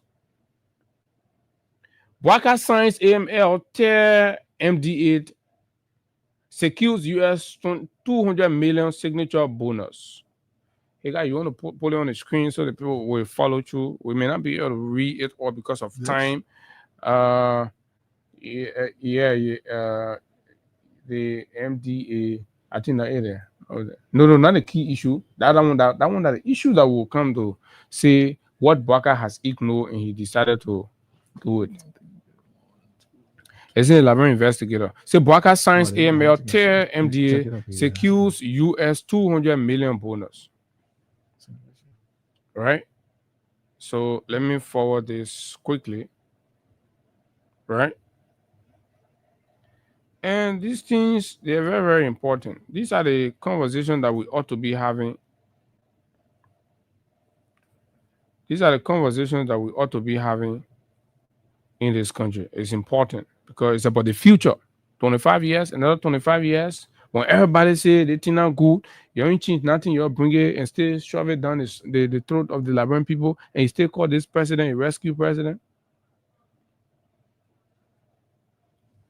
President Joseph Nyeman Boakai has signed a revised mineral development agreement with ArcelorMittal Liberia, obligating the company to pay a 200 million signature bonus and invest approximately 1.2 billion to expand its mining and processing operations. The agreement signed Wednesday at the Executive Mansion now proceeds to the National Legislature for ratification. Under the revised agreement, ArcelorMittal will shift from exporting raw ore to producing processed iron ore in Liberia by building a modern concentration plant in Yekepa. This change is expected to increase the value, blah, blah, blah, blah, blah. These are the PR and all of that. So, you see, ArcelorMittal continue to be Liberia's top foreign investor. But the cost of this report is to let you know and put you in a position to understand that whatever qualms you have with the ArcelorMittal thing, people of Nimba, people of Bong, people of Bassa, your president has signed the agreement. Whatever condition you are in, whatever money going out, is up to you. Do we trust the legislature to ensure proper check and balance and oversight review of the process to return it to the president? I doubt. If the president can be taken to Paris to get him to Sundays with a promise of 200 million signature bonus, right? What more about our lawmakers who even 15K can make it for them? 10K can make it for them. One pickup. 10K and one pickup can make it for them. You don't need 200 million for those guys in the legislature. You just need one pickup, Halo pickup. I don't know what our lawmakers see with Halo pickup. That Halo pickup will carry the men into their grave. They can sell the whole country for Halo pickup and 10,000 US. So this is where we are. That deal has been signed. Here you go. So this is another opportunity for Liberians to say the game cry. Because, when you elect a bunch of crooks who only try to prioritize their personal well-being over the greater interest of the country, this is what you get. The president, knowing fully well that this ArcelorMittal deal is not in the best interest of Liberians. In fact, Abu, like you said, when the president left from here, he went. The president was not conscious enough, driving on the very deplorable road to the site of the company, of a multi-billion dollar company. Mm-hmm. The president drove on that deplorable road. They had to reschedule but it going But the only thing he could say is give the people Naksan, appreciate them, telling them they are doing excellent job. Now, it did not take long. Lawmakers left Montserrado and drove over there, all in the name of going to do what kind of investigation, until that was busted out by one of the senators. And now the president, if you really claim that the ArcelorMittal deal is in the interest of the people, Abu? Why you have to be flown from how you call it, from Monrovia to France and onward to the UAE, and then you come back under less than 72 hours, you've affixed your signature to such a deal? Why didn't you sit right at the executive mansion and sign this deal if you claim it was in, or it is in the interest of the common people? But and then where the question is, so why you have to be taken to Paris? Mayu, this is just how the story will end. And I'm saying this to you because if the president can be treated in such a form and manner, Mr. President will underwrite the cost for everything. The president basically did not go to France for any or serious matter conversation, Abu. The president himself said it was not official. Yes. It was two other. So the president did not go to France on any serious conversation. The president left and went to France on the invite of ArcelorMittal, who have wanted him to go there. So they sit and clandestinely have conversation on the expansion of the extension of the ArcelorMittal MDA. Now, the president went there. The conversation, whatever the conversation were like, the ones that happened behind closed door, we will not know about that. And then the president comes back, like I said, under less than 72 hours, he has signed. And Abu, like I was saying to you, this is just the end of a gingerbread ball. Because if you are depending on serious bunch of individuals seated over there that call themselves lawmakers, if you are depending on them to do the right thing, trust me, I am sorry for Senator Twine. He's going to cry wolf. Nothing is going to come from out of here because before even I have been over there, I know what happened the last time ArcelorMittal deal went over there. I have been there. Before even that deal can surface, before the speaker's office or before the speaker's desk, all of those lawmakers will receive their Toyota Hilux pickups. But guess what? Plus their small thing. Right now, you know what's happening? These arrangements, these contracts no longer have to go on the floor anymore. No. You saw the one with the Sierra Leone company, right?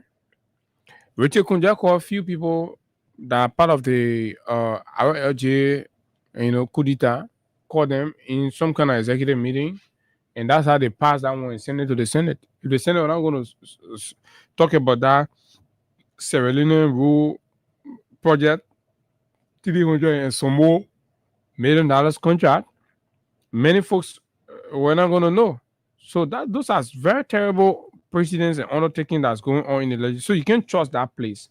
But however, the question, you raise a profound question as to what did the president go to do in Paris and the UAE upon his return? In less than 24 hours or so, the president signs the MDA.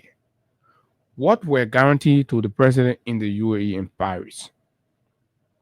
Is it that there were assurances of the president's own personal interests, a guarantee of some level of equity, and so that whenever he's no longer there, what was said to the president impressively that he came the next day, he signed the agreement and sends it for ratification? These are the critical questions librarians need to be asking. Now, there are some key issues, right, that have leaked with regards to problems with the AML's amendment or the agreement that have been signed by the president today. And this is a draft, not exhaustive enough, but it summarizes through a series of carefully constructed legal provisions. The draft amendment effectively entrenched AML's monopolistic control over Liberia's rail and port infrastructure for another 25 years and constrained the government's ability to increase revenues and implement its stated policy of independent multi-user railway management under the National Rail Authority. So that means the whole National Rail Authority will be a scam, because you're surrendering and agreeing with AML for another 25 years to have exclusive monopoly over the rail. That which the CDC people wanted to undo, that made them to reject the deal because they wanted to enter into multi-users arrangement where the country will be able to generate more revenue. Waka goes to Paris, gets assured and guarantee of certain personal stuff. He comes back and signs the agreement just as it is, with all of these flaws and all of these misgivings. 1, absence of NRA oversight, National Rail Authority oversight. When you read a deal, right, that Waka signed, there is an absence of total oversight as required by law of the NRA. ArcelorMittal say, no, you're bringing that NRA thing to us, right? So the deal fails to acknowledge or empower the National Rail Authority, contrary to established policy and executive order, creating the NRA as governing authority. 2, our SOP dominates future law or NRA excluded. Establishes AML drafted rail standard operating principles. So they have their own standard operating principles that takes precedence over the National Rail Authority. What kind of country are we? Right? So the company, you giving the contract to the company, say they contract you coming in the contract that our own rail regulating authority that one will decide what happened on this rail. They are dictating to you what you should do in your own country. The president goes, he signs, he say, yeah, I agree. And you know, take a Bonso and Buffon, someone, yep, in the pen. So yeah, he signed. Say sign, yeah. Right? This is what we are. So for 25 years, bleak. And that's exactly what it is. Right? 3, our SOP amendment veto say requires AML prior consent to amend our SOP. That means in the event where if you think you're playing trick on the board, you sign it, then you can't do that and say, oh no, let's change the SOP.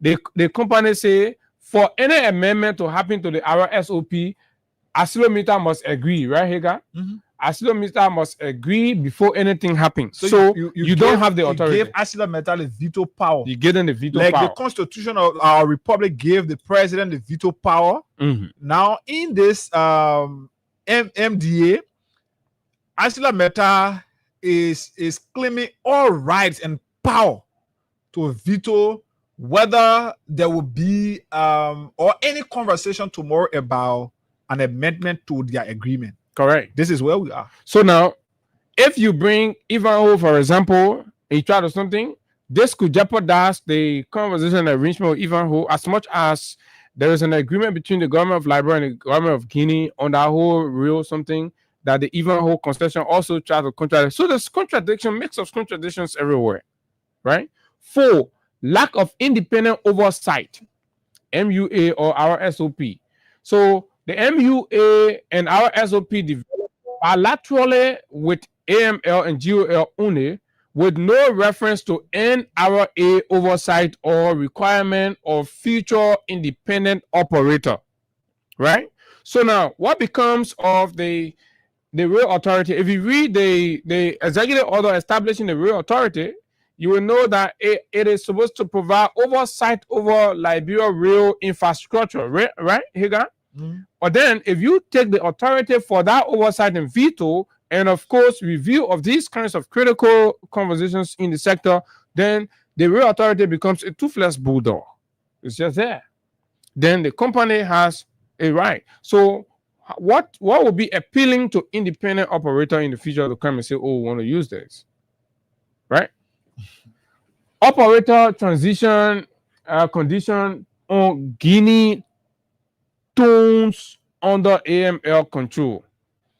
Makes transfer to independent operator contingent on Guinea through through out over 10 MTPA, right? The technicians know what that interpret are delaying transition beyond 2030 and contracting GOL's commitment to an independent operator.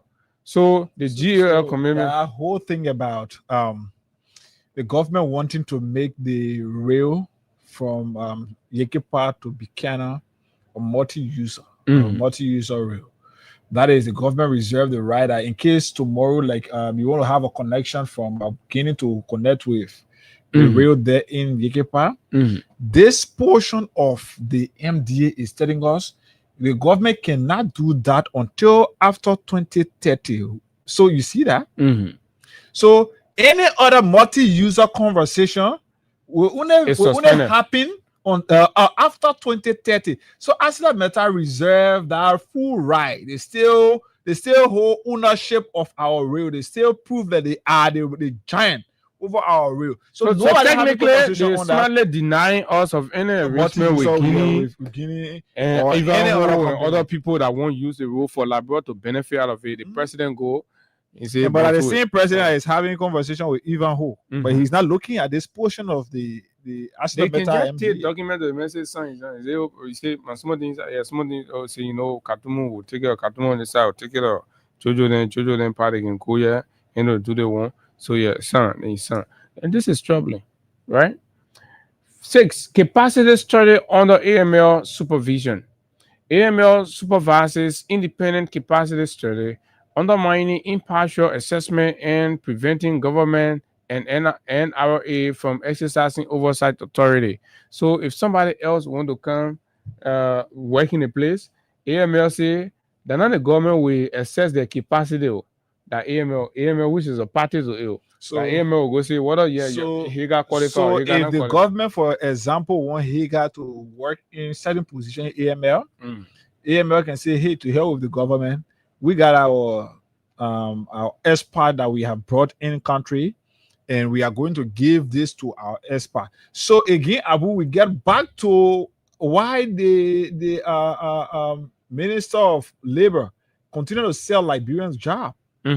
So this conversation, even though they are telling us that ArcelorMittal new agreement is going to create more jobs for Liberians, but this portion of the MDA is making us to understand that AML reserve all right to decide who is going to work in what position in their company. So the government cannot go like you not sell anything to them. Whether you say 4,000, 6,000 for work permit, AML is capacitated enough to purchase 10 or 15 of that. Correct. And ensure that they bring in experts who can work in those positions. So they are Liberians. So you can cry with blood in the future to say, oh, they hiring Liberian, they hiring future. By that time, Baga finish sign a deal, take a signature, bonus, and may resting, and that one of your business. AML say when you get to that point, you're not coming detail to say you go protest. Oh, you got to hire that privilege that you had to detect and say, oh, poor Liberian. The post say no, we will decide now. We'll take and decide who can pull where. I mean, looking at this deal, it appears more terrible than even the one that was signed in 2005. That's what this deal is telling us. Because AML is cognizant of the fact that Liberians will come up tomorrow to make this noise. So they say everything on this, so that tomorrow, in case when they are not trying to raise come to themselves to raise this issue, we already got a lawyer. They want you get right. So as you say, oh, you got to pull Liberian, they will say no, you go back to the MD. You don't get lawyer. The president's son they want. You don't get right on this side. You don't get so.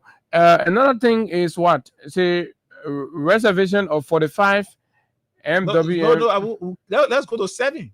Capacity. 7 say restriction on new user construction. Correct. Okay, so here it tells you prevents other users from constructing facilities until AML completes its expansion. Directly restrict fair multi-user access policy. So nobody know when AML will complete, but AML say you will stop every other person that want to do any development infrastructure until they finish. The next MDA is going to go for 25 years, and I think ArcelorMittal got 5 or so more years. Yeah, I think it was 9. I think it was so 5 if or it's 6. Around 5 or 6 years, then we're talking about 30 or 31 years from now.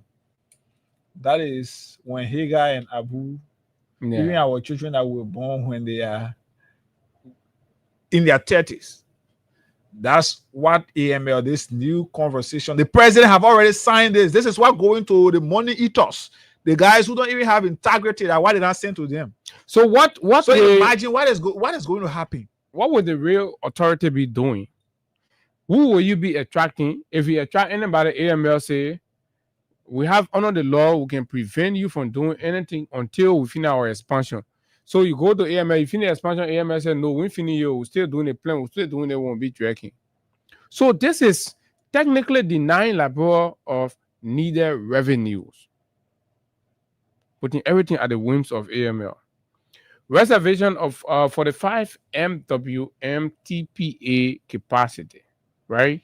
So grants AML exclusive reservation right to up to 45 MTPA, crowding out future entrants and obstructing equitable capacity allocation by the NRA. So you disarming the NRA so significantly that they can't do anything. They got to go to Asilometer. So technically, it will be the government. Every time you want to do something, you got to go ask them. That you put rental in your house. But before you do anything, you got to ask the renter, oh, I'm going to do the one, right? The renter has to agree before you do it. So who actually owns the house, right? Temporary capacity rental, 12 months. Limit third-party access to short-term 12 months rental. So anybody, in the event where you finish passing through all the things AML agreeing, you can AML say they can only give you 12 months. Only 12 months, nothing more than 12 months. You got to come. When you perform, they are not certified. They know that where they can tell you the next time you won't go back. You go back and say they ain't signing your contract, they ain't extending your contract. You can do nothing about that. And you will not use the real. The president said he agreed. He signed. Then they say AML pre-qualification of independent operator gives AML major role in selecting successor operator, undermines independence and transparency of future operation or operator appointments. AML say when we finish now, we tire, right? You won't bring in another person. We got to agree when we are. So when AML is technically leaving, AML will prepare somebody else to kind of take over the country. That inheritance AML, this clause is clearly guaranteeing inheritance for AML. Say when the part leaving, you find a son, you say go take over. Liberian government don't have the boss at that point to question because there's a contract that the president. So they told the president said, yeah, your son. Right? Exclusive Buchanan Port and Channel rights. Exclusive Buchanan Port and Channel rights. So if you understand what that is, exclusive Buchanan Port. I mean, state property, getting everything over to private company like that. So would that be here existing and that's it? Look, you got more years to cry. 1 year, right? 31 years. Billions will be dragged out of this country and all your hands and feet are tied right in the concession and the president signed. With all the noise that people causing, the president signed. No review. So, Abu, let's get back to number 10. Mm-hmm. Number 10 says AML pre-qualification of independent operator. And what the one means? Gives AML major role in selecting successor. You hear the nonsense? Mm-hmm. 30 years from now, if AML decide that our operation feeling like Liberia, we now want to stay here. AML also reserve the right, as per what Baka signed. They reserve the right to determine who is going to take over. So whether the government got 5 competitors who are willing to bid for this, AML will determine who amongst the 5, even if what you are offering is not satisfactory enough to the government, AML is going to determine who is going to or take over from them. You hear the nonsense. This is what the president is under the law. The president the reason Baka is rushing to sign this, or Baka has rushed to sign this, he will be nowhere around when these things are haunting Liberians. So that for simply put, that for signature bonus being the old man finish said the country the whole feature everything said. That even you won't make you say, okay, we'll just pay after 10 now what to do. So the generation after that coming, 30 years ago, media can say, oh, who's son? They say, oh, that Grandpa Joe. That they say that the thing Grandpa Joe left for you. Say, yeah, say, oh, you gotta wait. You can't do nothing. Then ArcelorMittal will have to seed us. Let's go to 11. Exclusive Buchanan Port. Say grant AML exclusive operational and expansion rights at Buchanan Port, undermining NPA jurisdiction and GOL's multi-user port policy. So one time, I think in passing, we talk about this, right? That a new deal that AML is proposing will limit NPA authority on the Buchanan Port. The port, say, oh, the Northern Port will take over the whole thing now, right? This is where we are getting. The president signed onto those ones. People don't want to criticize or raise the alarm on this, and they're falling for trivial conversation when the future for 31 years is being sold out. Buchanan BEF subcontract limit restricts AML's BEF subcontract to 3 MTPA until 2027, preventing other users from accessing port capacity and limiting GOL's development flexibility. What is that? 13, a failure to meet social plan does not breach. And this is about the people. So let's come to the people side. AML say, all that you're protesting and you've been doing, when you go into the details of the AML's agreement, you will know that, and the sections are there, right? The different sections, the clauses, these are the clauses and the sections, right? So 13 is saying, when AML failed to meet up with the social welfare component. For example, say the government say AML is supposed to build housing for or housing unit for those who are working with the company. This portion of the agreement says if AML doesn't live up to that agreement or that arrangement, no, they're not breach. No, you can't carry AML to court. You can't prevent them from operating. You can't do nothing to them for that. If there are issues like social corporate responsibility, the place that AML is operating, the waters are dirty by AML and Liberians who are living in that place. They can get access to safe drinking water. They got the AML agreement here that President Bouaka signed. They say this one here are not breach. You can't carry AML anywhere for it. You can't do nothing to them for it. So they will decide what they want to do. You see where we are today, my people. You listen to this. Go and read the ArcelorMittal new MDA that they have sent. The president have already signed this for 200 million. It is on its way now to your lawmakers. So lastly, say royalty-based fair market value, right? So the way the royalty is supposed to be paid, AML say no, they will come into it now. We gotta be detecting how we even pay your royalty. That's what the countries will be getting for every iron ore. So AML will come and tell us, oh, they were looking that $10 will give you today. $10 in the market, so give you $5 today. So removes explicit link to international benchmark iron ore prices. So there's an international benchmark. Under the arrangement, ArcelorMittal removes that one, right? And to Liberia.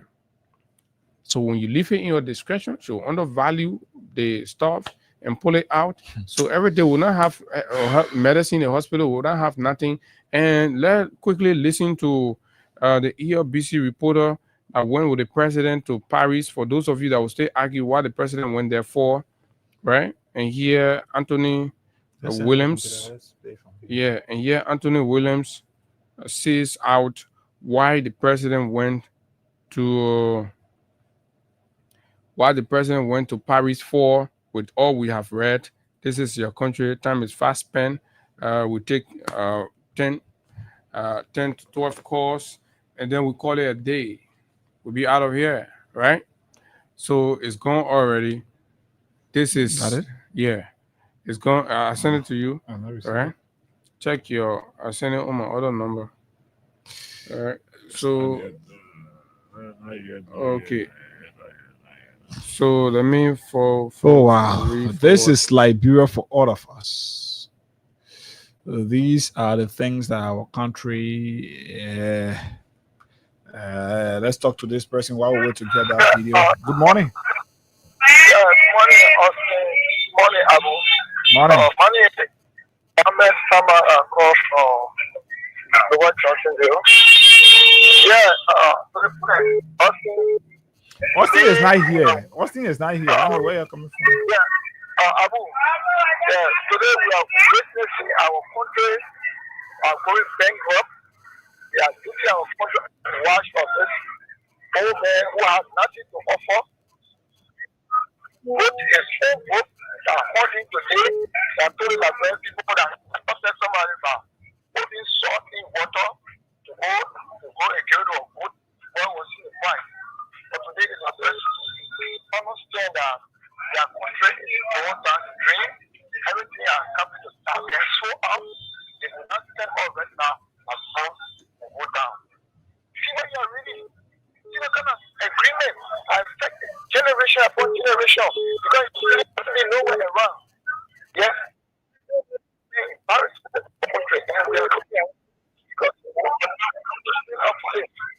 Thank you so much. Let's talk to this person. 0776104104. Okay, let's listen to the ERBC reporter that went with the president to Paris. Let's listen to him right here, just for 59 seconds.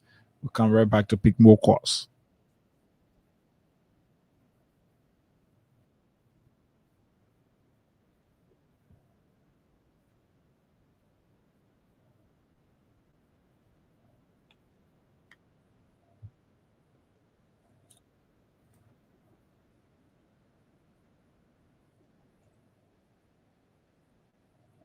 Of that, we've been informed that the Liberian leader is expected to hold special or key discussions with a steel giant or mining giant, ArcelorMittal. As you all know, ArcelorMittal has been operating in Liberia for over a decade now, and as we speak, their current mineral development agreement discussions are on the table for renewal of that mineral, agreement.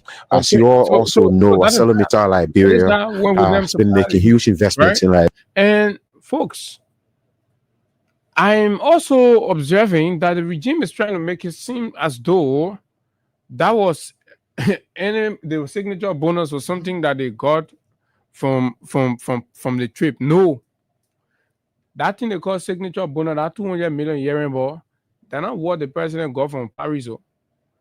ArcelorMittal is working here. Every concession, they can get signature bonus, right? And whether you're going to stay here or sign it anywhere, so basically, when they took him there, was to go and persuade him, convince him, and guarantee certain things. So whatever they guaranteed to him, he did not announce that, he did not say it. So whatever money he got from there, he did not say it, right? But the one that is by law, that signature bonus is by law. That one Baka ain't get nothing to do with it. When George Weah went to Paris, he got $10 million. That was his lobbying with the French authority, right? And selling of Liberia challenges in areas that he needed assistance. And the French president saw the need and committed $10 million. That one was free money. George Weah used his diplomatic skills to attract and took and brought to Liberia. Kula, he did not put it in back, and when he reached to the airport and distributed it among people, no, right? It came and got channels through different governmental programs and affected the country at different level. Beyond that, he secured support for TVET and youth development through his visit to Paris. So when they ask you, what did your president secure? Only for AML to go guarantee, you say, oh, that is the reason why he saw his reception. So that take a few calls and be out of here. Good morning to this person. Good morning. Good morning, Abu. Good morning, Ida. You're live. Go ahead. I'm Sam. I come from Johnsonville. Thank you for the topic on the discussion this morning. So you mean, Joseph Baka, the constitution that says that they do have their right to assemble a protest, Joseph Baka erase that one from the constitution because of settlement.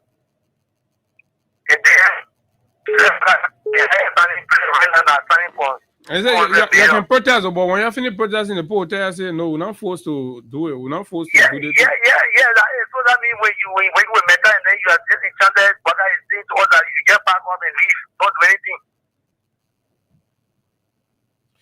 Okay, let's talk to somebody else. Morning.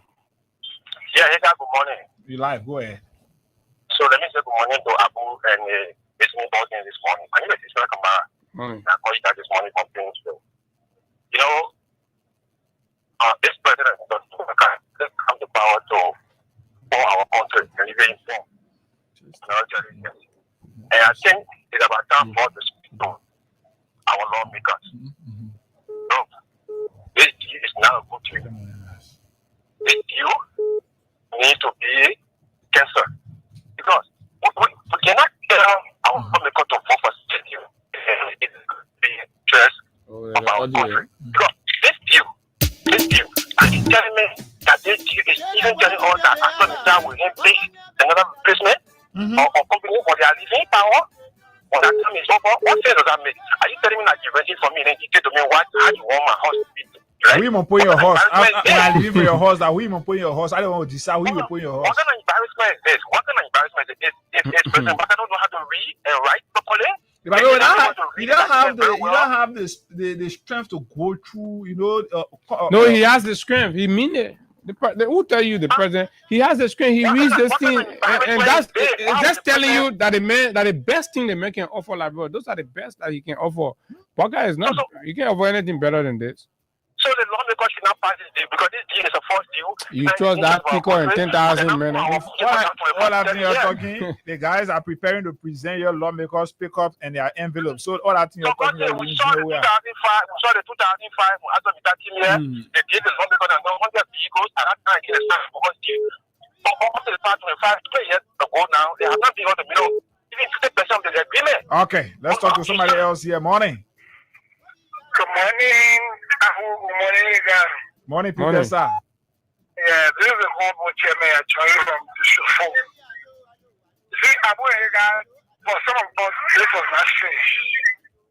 This is the same United Party and Joseph Wakai and Paul is like 18 June and stay a setting like the Jeff Farmington Hotel on that free clearing on 25 years.